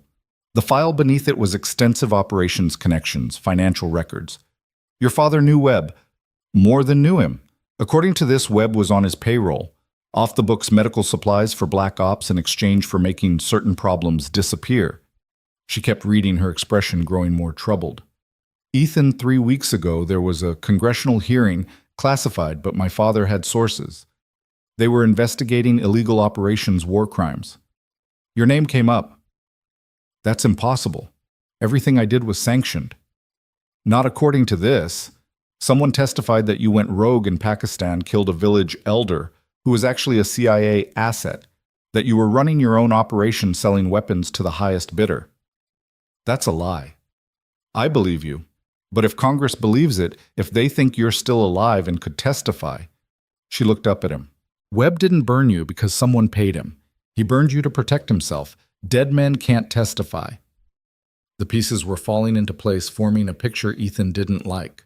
Webb had set him up, created a false narrative, then tried to have him killed to keep him from defending himself. We need those files, Ethan said. Everything your father had on Webb, on the operations, on anyone involved. They're all here. But Ethan, if we use them, if we go public, then we declare war on the intelligence community. Is that what you want? Ethan thought about the bodies in the forest, about the attempt on Lily at school, about the fear in his daughter's eyes. They declared war first. I'm just going to finish it. Victoria smiled, sharp and dangerous. Then we'd better get moving. Chicago is 6 hours away, and we have a lot of planning to do. As they packed loading weapons and supplies into the SUV, Ethan caught Victoria's arm. When this is over, however it ends, I want you to know what you've done for us, for Lily, is what anyone would do. No, he said firmly. It's not. You could have walked away after the jewelry store, could have let us disappear when the Russians came, could have stayed safe in your penthouse with your money and your power, but you didn't. You stood with us. That means something. She looked at him for a long moment, something shifting in her expression. Then she rose up on her toes and kissed him soft and quick, a promise of possibilities if they survived. Save the gratitude for when we're all still alive, she said, pulling away. Now, let's go meet a general about a war. They drove out of the forest as dawn broke over Wisconsin, three unlikely allies bound together by violence and circumstance. Behind them, the cabin stood empty except for the bodies that would soon be discovered, a message written in blood that Ghost was no longer hiding. The road to Chicago stretched ahead, leading toward answers or death, possibly both. But for the first time since Sarah's death, Ethan felt something other than grief and duty. He felt purpose. He felt rage. And underneath it all, looking at Victoria as she drove and Lily as she slept, he felt the dangerous stirring of hope. The hunt was about to begin. The Chicago skyline emerged from the morning haze like teeth rising from gray gums, each building a monument to ambition and greed. Ethan watched it grow larger through the windshield, his hand unconsciously checking the Glock tucked under his jacket. They'd switched vehicles twice during the night, Victoria calling in favors from people who didn't ask questions, and now rode in a stolen sedan with plates that wouldn't trace back to anyone. Remember the plan. Victoria said, her eyes fixed on the road ahead. She'd changed into dark jeans and a leather jacket, looking nothing like the CEO who'd walked into a jewelry store 3 days ago. Morrison will be at the Millennium Park parking garage, level B3, northwest corner. If anything feels wrong, we abort, Ethan finished. I know, but he's going to have backup. Men like Morrison don't meet potential threats alone. Tom isn't a threat, Victoria insisted, though her knuckles were white on the steering wheel. He bounced me on his knee when I was 5. He gave me away at my wedding. You were married.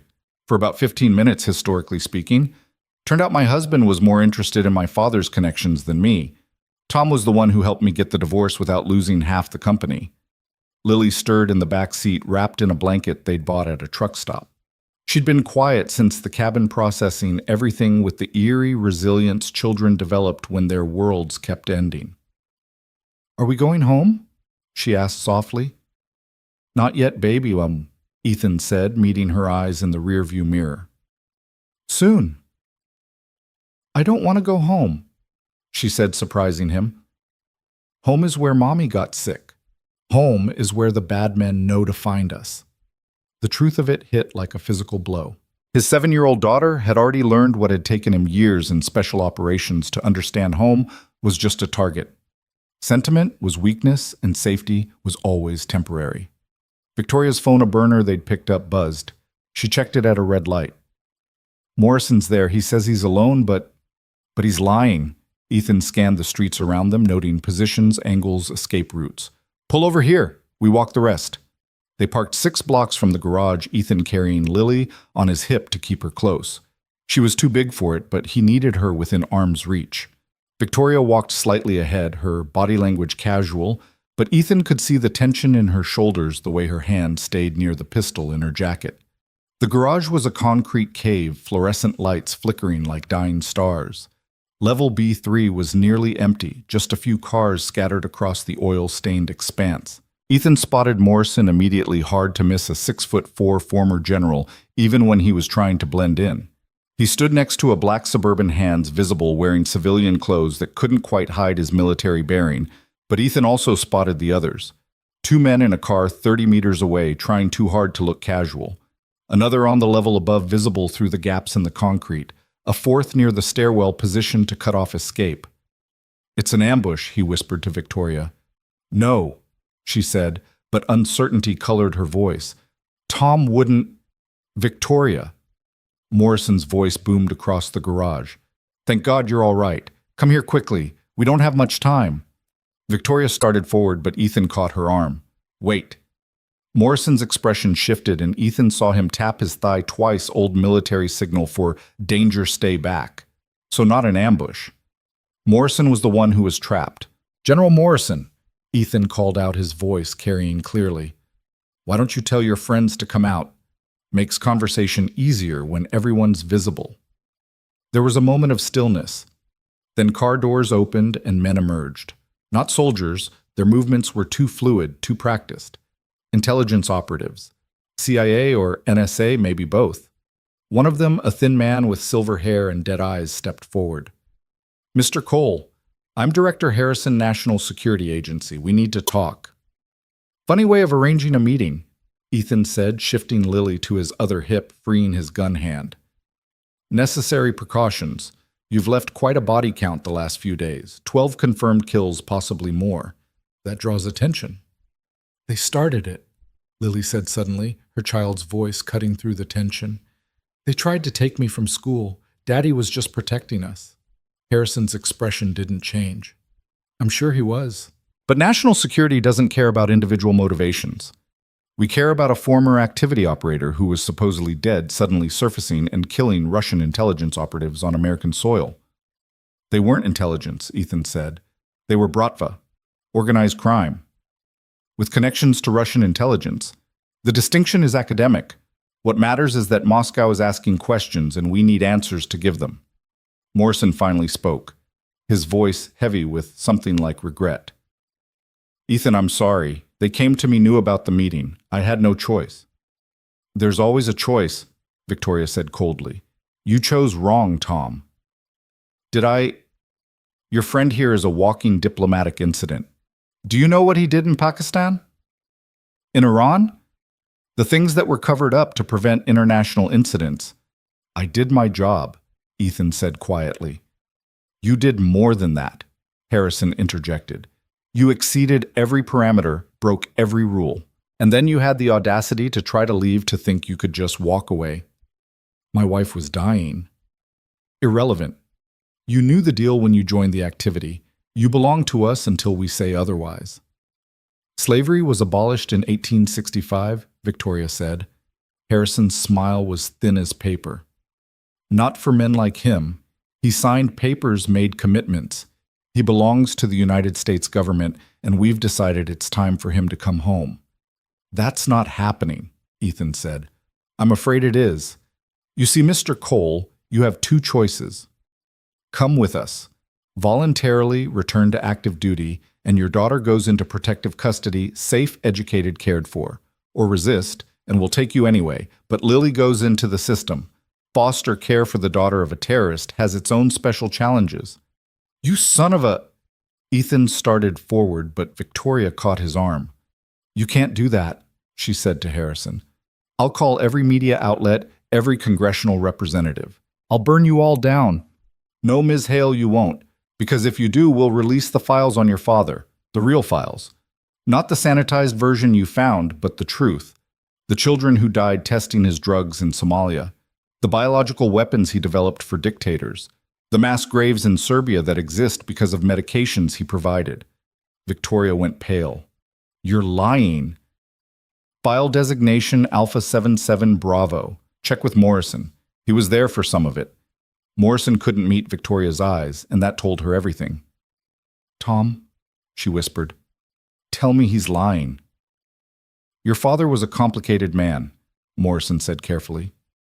"He did good things and terrible things, like all of us who operate in the shadows." Ethan felt the world tilting options disappearing one by one. They had him boxed in professionally, thoroughly, but they'd made one mistake. They'd threatened Lily in front of her.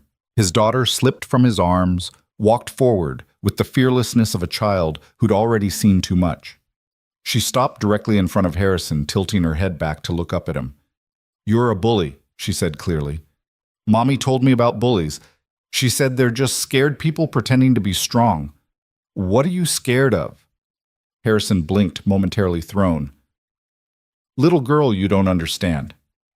I understand you want to take my daddy away. I understand you're threatening us. But Daddy fought real bad guys, not pretend ones in suits. So what are you scared of?" "Lily, come here," Ethan said, but she stood her ground. "Are you scared that Daddy knows something? Something about you?" Harrison's expression shifted almost imperceptibly, but Ethan caught it. Fear. Just a flash, but there. "Webb," Ethan said suddenly, pieces clicking together. "This isn't about Pakistan or Iran. This is about Webb." "What did he do? What are you covering up?" "Colonel Webb is a decorated officer, Colonel Webb is a traitor," Morrison interrupted suddenly. Everyone turned to stare at him. The general stood straighter. Some decision made. 3 months ago, we discovered Webb had been selling operational intelligence to the Chinese. Names of assets, safe house locations, ongoing operations. 37 operators and assets dead because of him. "Tom, shut your mouth," Harrison warned. "No, I'm done with this." Morrison looked at Ethan. "Webb knew you could expose him. You worked directly under him for 3 years, had access to his files, his communications. When he learned you were alive, he panicked, burned you to every intelligence service, every criminal organization he could reach. Figured if you died, his secret died with you. You knew this and did nothing." Victoria's voice was ice. "We were building a case, needed evidence that would hold up." "While people were dying," Ethan said flatly. "It's complicated." "No." Ethan cut him off. "It's simple. Webb is a traitor. You knew it. You let him burn me to protect your investigation. And now you want me to come in quietly, be a good soldier, pretend none of this happened." "It's the best option for everyone," Harrison said, but his confidence was cracking. "Here's a better option," Ethan said, pulling out the tablet Victoria had taken from the cabin. "This contains every file from Victoria's father's records. Every dirty deal, every black operation, every politician and intelligence officer on the take. Including you, Director Harrison. Seems you've been taking money from pharmaceutical companies to approve enhanced interrogation drugs. Drugs that violate the Geneva Convention." Harrison's hand moved toward his weapon.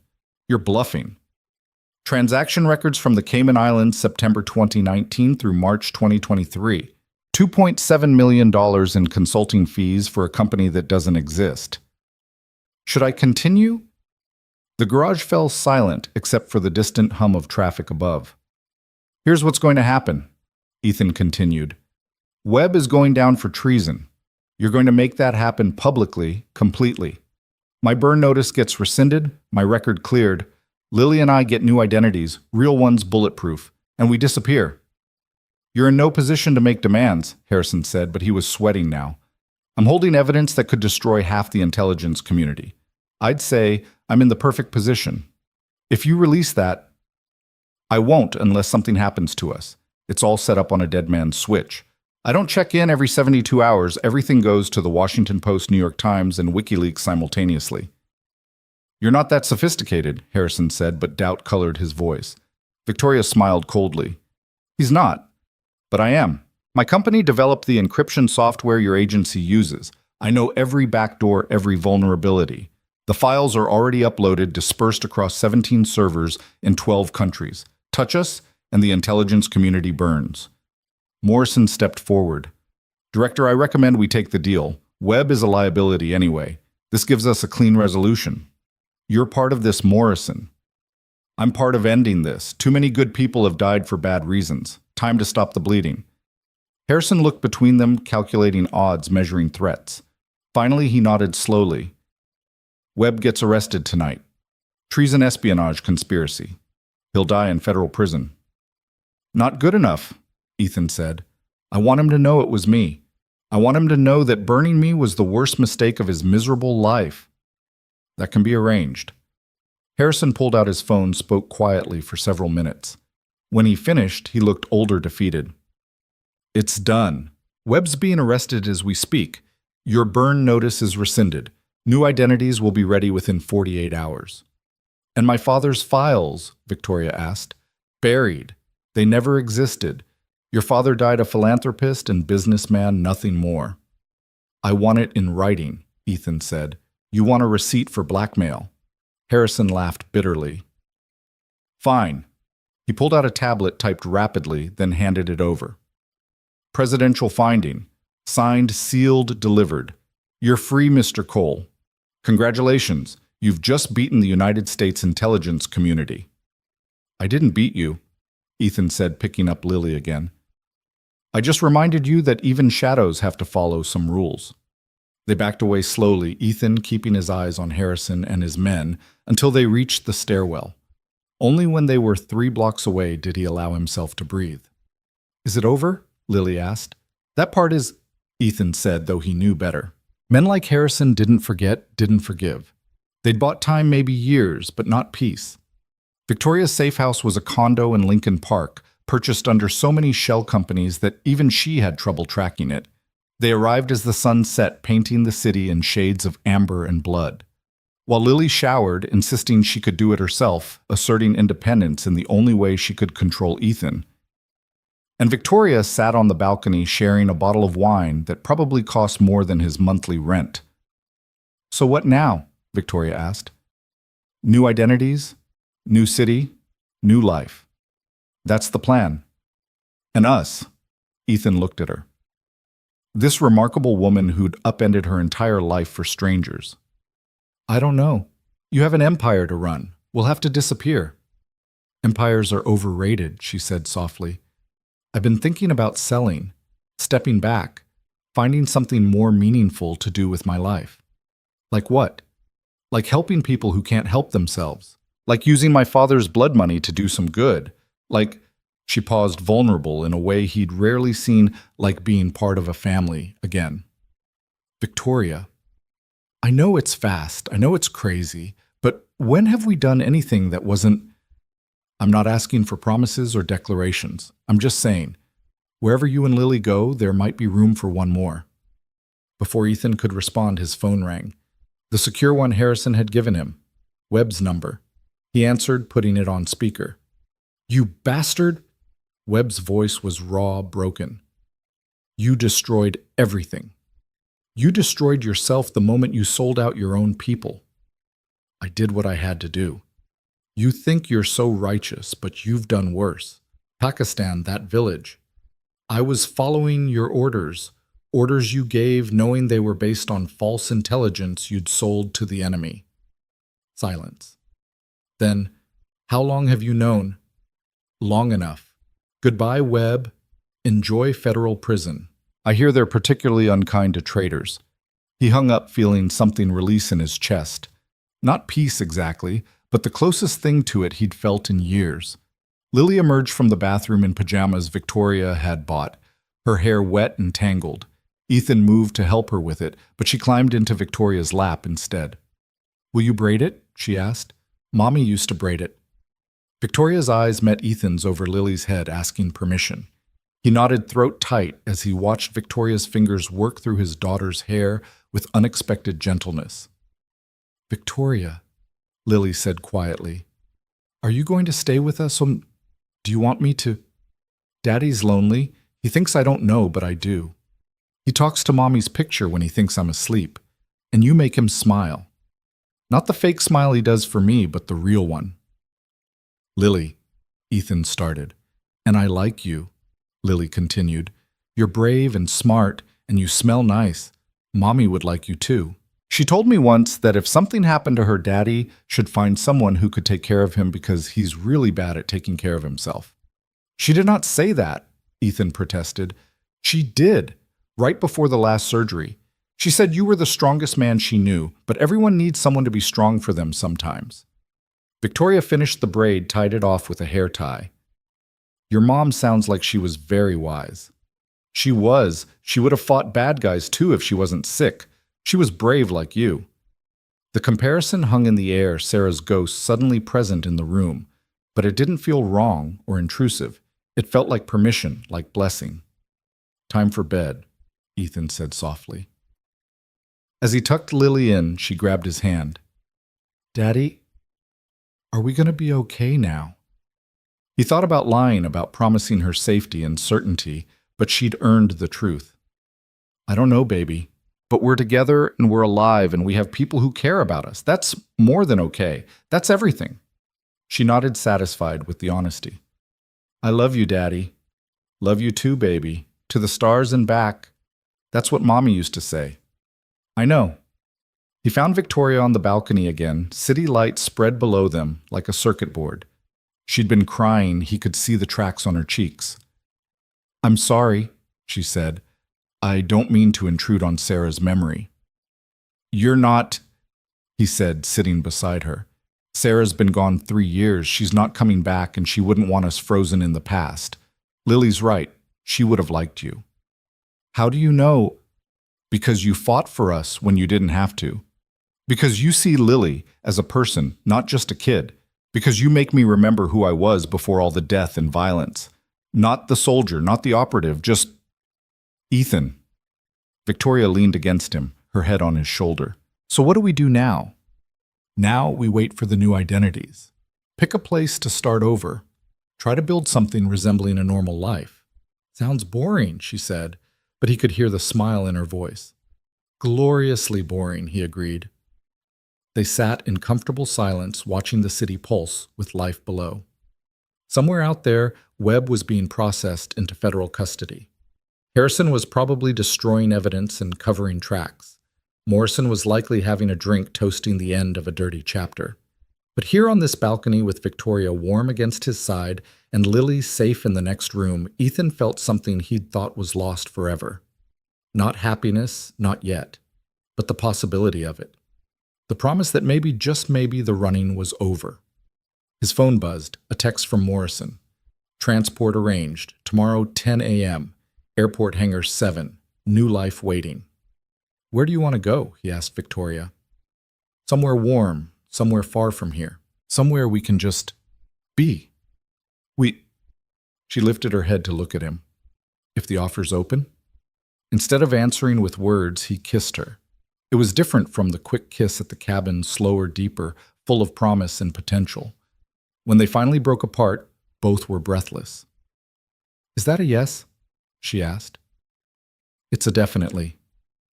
They went inside, checked on Lily one more time. She was sprawled across the bed, one arm hanging off the edge, completely at peace. Then they retreated to Victoria's room, not for passion, but for comfort, holding each other as they talked about possibilities, about futures, about a life beyond violence and fear. Tell me about Sarah, Victoria said in the darkness. Not the sad parts, the good parts. So he did. He told her about Sarah's laugh, how she snorted when something really amused her, about her obsession with true crime podcasts, how she'd solved the cases before the reveal, about her terrible cooking but amazing baking, how she'd burn spaghetti but make perfect soufflés. She sounds wonderful, Victoria said when he finished. She was, but that chapter's closed. It's time to write a new one. What's it called, this new chapter? Ethan thought about it, about everything that had happened, everything that was yet to come. Phoenix, he said finally. It's called Phoenix, rising from the ashes. Victoria traced patterns on his chest in the darkness. I like it. Very symbolic. Sarah would have said it was too on the nose. Probably, but she's not here to edit. The truth of it should have hurt, but it didn't. Sarah was gone, had been gone for 3 years. He'd mourned her, would always love her, but she wouldn't want him frozen in grief forever. Ethan, Victoria's voice was soft, uncertain. What if they don't let us go? What if Harrison was lying? Then we run, we fight, we survive, together. You make it sound simple. The best things usually are. She was quiet for a moment, then, I love you. The words hung in the darkness, powerful and dangerous, and absolutely true. They'd known each other less than a week, had been through more trauma than most couples experienced in a lifetime. By any reasonable measure, it was too fast, too intense, too everything. But reasonable had gone out the window the moment she'd walked into that jewelry store. I love you too, he said, meaning it completely. They made love then, slow and careful, aware of Lily sleeping nearby, aware of the weight of the moment. It wasn't passionate so much as profound, two damaged people finding solace in each other, building something new from the wreckage of their old lives. Afterward, as Victoria slept against him, Ethan stared at the ceiling and thought about Phoenix, the mythical bird that burned to ash and was reborn. He'd been living in ashes for 3 years, going through the motions, existing, but not alive. But now, with Victoria's breath warm against his neck and Lily safe in the next room, he felt the first stirrings of resurrection.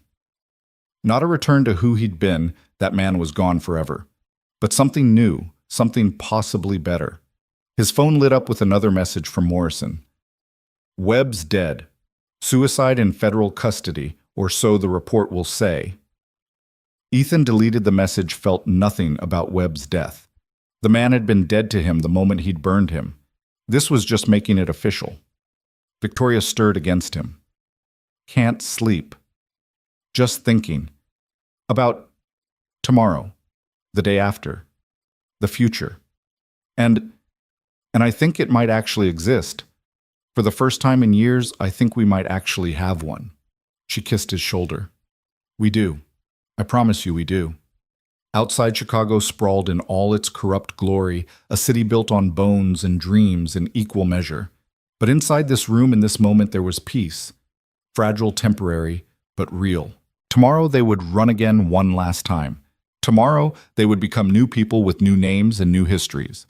Tomorrow the resurrection would be complete. But tonight they had this, each other, the promise of something better. And for now that was enough. It was more than enough. It was everything. The morning arrived wrapped in fog, Chicago's skyline ghosted behind a veil of gray that seemed appropriate for a day of endings and beginnings. Ethan woke to find Victoria already dressed, standing at the window with a cup of coffee, watching the city wake up. She'd put on one of his shirts over her jeans, and something about that simple domesticity made his chest tight. Second thoughts? He asked, sitting up. She turned, smiled. Third and fourth thoughts, actually, but they all lead to the same conclusion. She crossed to him, handed him a mug. This is right. We're right. From the other room came the sound of Lily singing some pop song he didn't recognize, but she'd apparently memorized completely. Normal. So achingly normal it almost hurt. I've been thinking, Victoria said, sitting beside him on the bed. About the new identities. Who do you want to be? Alive, he said immediately. Present. Not looking over my shoulder every 5 seconds. I mean specifically. New name, new history, you get to reinvent yourself completely. Ethan considered it. For 6 years he'd been ghost, a designation more than a person. For 3 years after that he'd been nobody, a grieving widower barely existing. Who did he want to be now? Someone simple, he said finally. Maybe a teacher, history or shop class. Something where I can actually build instead of destroy.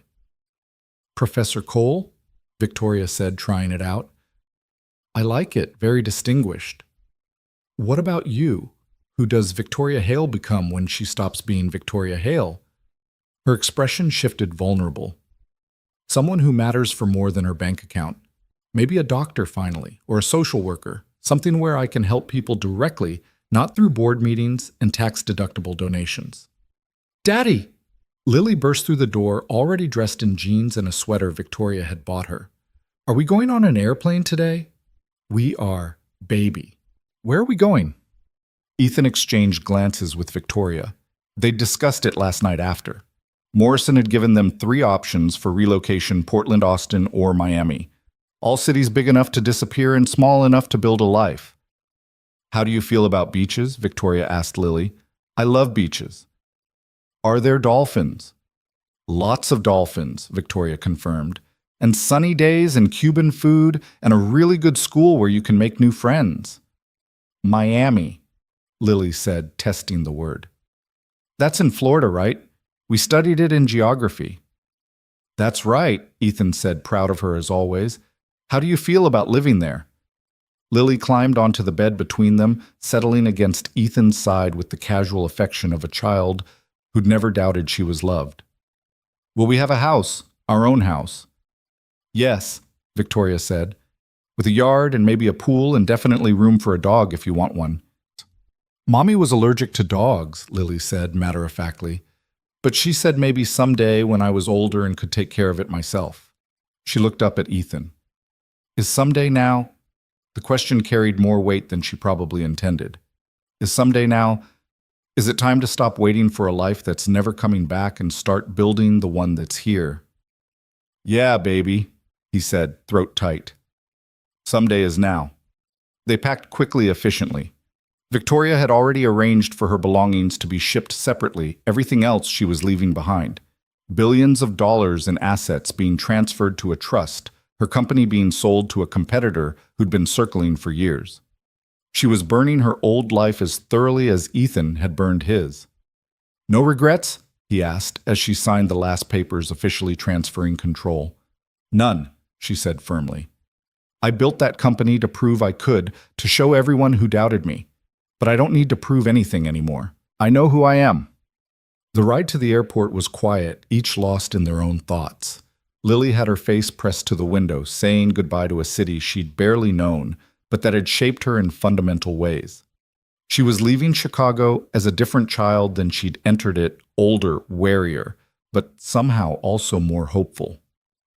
Hangar 7 sat at the private aviation section of O'Hare, a nondescript building that could have housed anything. Morrison was waiting beside a Gulfstream G650, looking tired but satisfied. Your chariot awaits, and he said, gesturing to the plane. Fully fueled flight plan filed for Miami International. Your documents are on board new passports, driver's licenses, birth certificates, complete histories going back 3 generations. The algorithm-generated backstories are so detailed even you'll believe them. Thank you, Victoria said, and surprised him with a hug. For everything, Tom, even the parts that hurt. Morrison returned the embrace awkwardly. Your father would be proud of you, Victoria. The person you've become despite everything, that's all you, not him. I know, she said. That's why I can walk away. Morrison turned to Ethan and extended his hand. For what it's worth, I'm sorry. About Webb, about the burn notice, about all of it. You deserved better from us. We all did things? Ethan said, shaking his hand. The difference is we're trying to do better now. Lily, Morrison crouched down to her level. You take care of your dad, okay. He needs someone to keep him out of trouble. I will, she said solemnly. And Victoria will help. She's good at telling people what to do. Morrison laughed, the sound rusty but genuine. That she is. As they boarded the plane, Morrison called out one last time. Cole, the network's been shut down. Webb's contacts, all of them either arrested or eliminated. You're truly free. No one's looking for you anymore. Ethan nodded, not trusting himself to speak. Free. The word felt foreign, impossible. He'd been running or fighting for so long, he wasn't sure he remembered how to simply exist. The plane was luxurious beyond anything Ethan had experienced, all cream leather and polished wood. Lily immediately claimed a seat by the window, eyes wide at the opulence. Victoria settled beside her, already pulling up real estate listings on a tablet. Look, she said to Lily. This one has a treehouse in the backyard. As they went through listings, Lily vetoing anything without a pool. Victoria insisting on good schools. Ethan focused on security features. Something settled in Ethan's chest. This was what normal people did. They looked at houses, planned futures, made decisions based on wants rather than needs. The plane lifted off Chicago, falling away beneath them. Ethan watched the city shrink, all its violence and pain becoming abstract manageable. Somewhere down there, his old apartment stood empty. Sarah's grave lay under fresh flowers he'd never place again. The jewelry store where it all started had probably reopened, the blood mopped up, the broken glass replaced. But that was the past. Below them, behind them, done. Daddy, look, Lily pointed out the window. We're above the clouds. Indeed, they were, the plane breaking through into brilliant sunshine, an endless vista of white stretching in every direction. It was like emerging from a cave into light, like being born again. It's beautiful, Victoria said, taking Ethan's hand. He squeezed back, watching his daughter marvel at the view, feeling Victoria's warmth beside him. Beautiful didn't begin to cover it. The flight was smooth, uneventful. Lily napped after the excitement wore off. Victoria worked on her tablet, setting up bank accounts, arranging furniture delivery, building their new life with the same intensity she'd once built her empire. Ethan simply sat, allowing himself the luxury of not planning, not watching, not waiting for the next threat. It was harder than he'd expected. You're twitching, Victoria observed, not looking up from her screen. I don't twitch. You're drumming your fingers, your leg is bouncing, and you've checked the cabin door 4 times. Habits, he admitted. She set down the tablet, turned to face him fully. It's going to take time to feel safe, to believe it's real. That's okay. What if I can't? What if I'm too broken to be normal? Then we'll be abnormal together. I don't want normal anyway. Normal is boring. She smiled. Besides, you're not broken. You're just seasoned, like a cast iron skillet. Better for the wear. Did you just compare me to cookware? Very expensive cookware, she clarified. The kind you pass down through generations. Despite himself, he laughed. It felt good, clean, free of the bitter edge that had colored his humor for years. Tell me about Miami, he said. What's our plan? Well, Mr. David Wilson, you're a former Marine turned high school teacher, recently widowed, moving south for a fresh start with your daughter Emma and your new fiancée, Dr. Grace Mitchell. Fiancée. Makes the timeline less suspicious. We met at a grief counseling group, bonded over loss, fell in love. Very romantic, very believable. And very fast. Sometimes the best things are. She pulled up a photo on the tablet. This is the house I'm thinking. 4 bedrooms, pool, good security, excellent schools nearby. The house was perfect Spanish colonial style with a red tile roof, palm trees in the yard, a pool that sparkled impossibly blue. It looked like something from a magazine, the kind of place he'd never imagined living. We can afford this. I liquidated everything carefully. We have enough to live comfortably for several lifetimes. Not billionaire money, but enough that you'll never have to worry about choosing between groceries and electricity again. The casual way she said it, the matter-of-fact erasure of his biggest fear, made his throat tight. Victoria Grace, she corrected. Better start getting used to it. And you're David, though I might call you Dave when I'm feeling casual. I don't look like a Dave. You don't look like a David either, but here we are. Lily stirred, blinking awake. Are we there yet? Another hour, baby, Ethan said. Emma. She giggled. That's weird, Daddy. I mean Dave. Very weird, he agreed. But weird in a good way. As they began their descent into Miami, the city spread below them like a promise. Turquoise water, white beaches, buildings that caught the sun like mirrors. It was so different from Chicago's gray intensity, from the mountains of Afghanistan, from every battlefield he'd known. Fresh start, Victoria murmured, seeing the same thing he was. Fresh start, he agreed. The landing was smooth, and they were met on the tarmac by a woman in a suit who introduced herself as their relocation coordinator. She had keys to a rental car, keys to the house, enrollment papers for Lily's new school, everything they needed to slot seamlessly into their new lives. The house is fully furnished, she explained as they drove. Basic necessities are stocked. Your personal belongings should arrive tomorrow. Is there anything else you need immediately? A dog, Lily said from the back seat. We're getting a dog. The coordinator smiled. There's an excellent animal shelter nearby. I can arrange a visit tomorrow if you'd like. Please, Victoria said with the authority of someone used to having requests fulfilled. The drive to the house took them through neighborhoods that grew progressively nicer, from urban sprawl to suburban paradise. When they finally turned into their driveway, Lily gasped. It's huge. It was bigger than anywhere Ethan had lived. But more than that, it was warm, welcoming, with lights already on inside and the smell of fresh flowers drifting from the open door. Welcome home, the coordinator said, handing over the keys. Home. Such a simple word for such a complicated concept. They explored the house together, Lily running from room to room, claiming the one with the best view of the pool. Victoria examined the kitchen with satisfaction, already planning meals. Ethan checked windows and doors out of habit, but also noted the alarm system, the strong locks, the sightlines that would let him see anyone approaching. Old habits, but maybe useful ones. As the sun set on their first day in Miami, they sat by the pool eating takeout Chinese from boxes, their feet dangling in the water. Lily had found a beach ball somewhere and was batting it around, her laughter echoing off the water. Regrets? Ethan asked Victoria.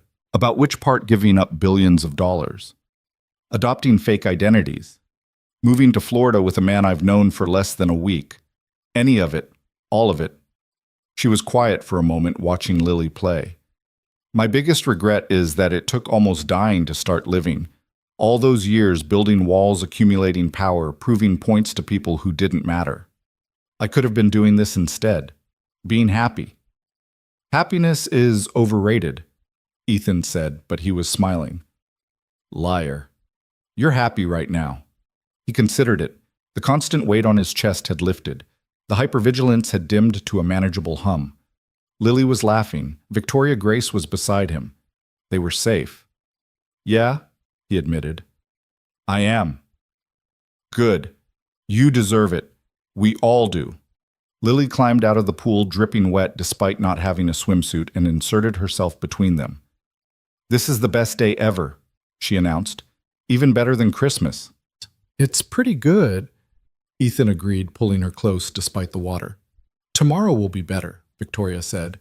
We'll get your dog, enroll you in school, maybe go to the beach. And the next day, whatever we want, Ethan said. That's the beauty of it. We get to choose. Lily seemed to consider this, then nodded. I choose happy. All of us happy. Deal, Victoria said, kissing the top of her head.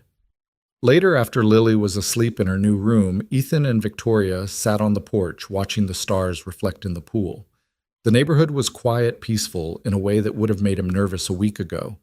Now, it just felt like possibility.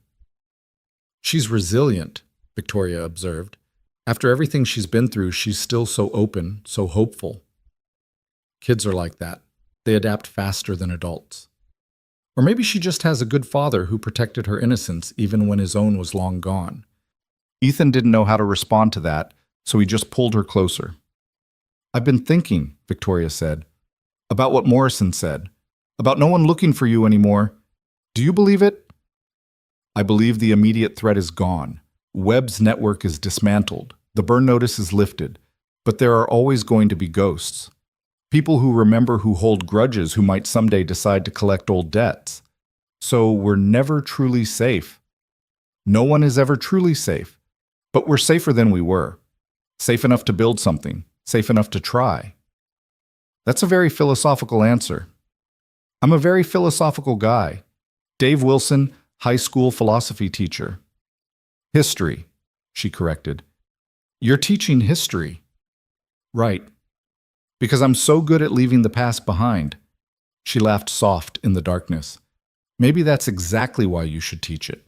Show kids that history isn't just dates and battles. It's people making choices, living with consequences, trying to do better.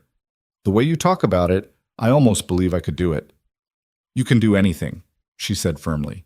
You've survived everything else. How hard can teaching teenagers be? Harder than Afghanistan, probably. But with better hours and less gunfire. Presumably.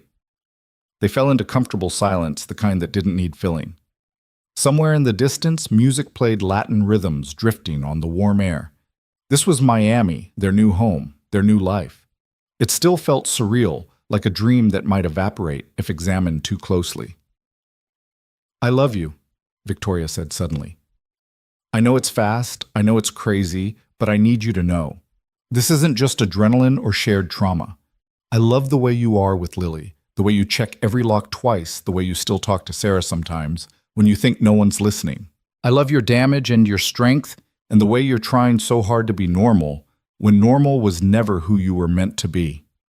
Ethan turned to look at her, this remarkable woman who'd walked away from everything to be here with them, starting over.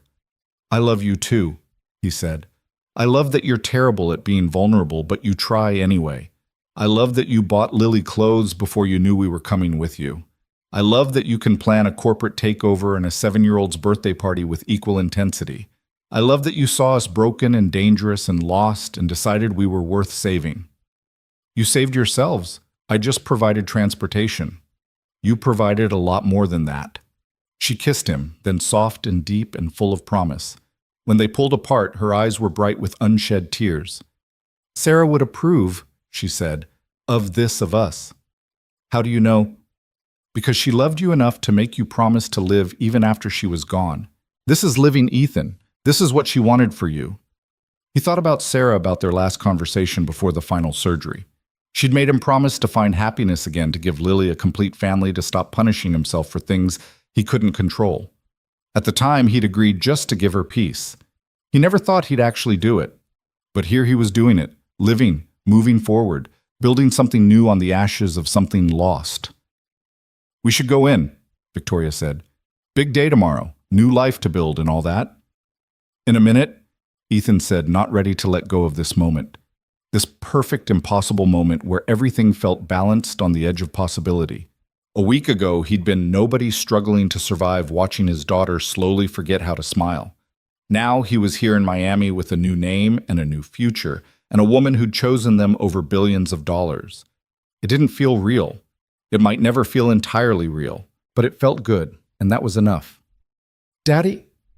Lily's voice drifted from inside. I can't sleep. Everything sounds different here. I've got her, Victoria said, standing. You take your minute. She went inside, and Ethan heard her talking to Lily, explaining about different birds, different insects, how every place had its own nighttime symphony. He heard Lily giggle at something and heard Victoria offer to lie down with her until she fell asleep. Family. They were building a family. His phone, the new one registered to David Wilson, buzzed with a text. For a moment, the old fear spiked. But it was just Morrison, a final message. The senator who ordered the investigation into you has been indicted for taking bribes from defense contractors. Your name never came up. It's over, Ethan. Really over. Be happy. Ethan deleted the message, then, on impulse, threw the phone in the pool. David Wilson could get a new one tomorrow. Tonight, he didn't want any connection to the outside world. He went inside, found Victoria and Lily curled up together in Lily's bed, both asleep. He stood in the doorway, watching them breathe, these two people who'd become his entire world in a matter of days. Moving carefully, he lay down on Lily's other side, sandwiching her between them. She stirred, mumbled something about dolphins, then settled back into sleep. Victoria's eyes opened, found his across Lily's sleeping form. Okay, she whispered. Perfect, he whispered back.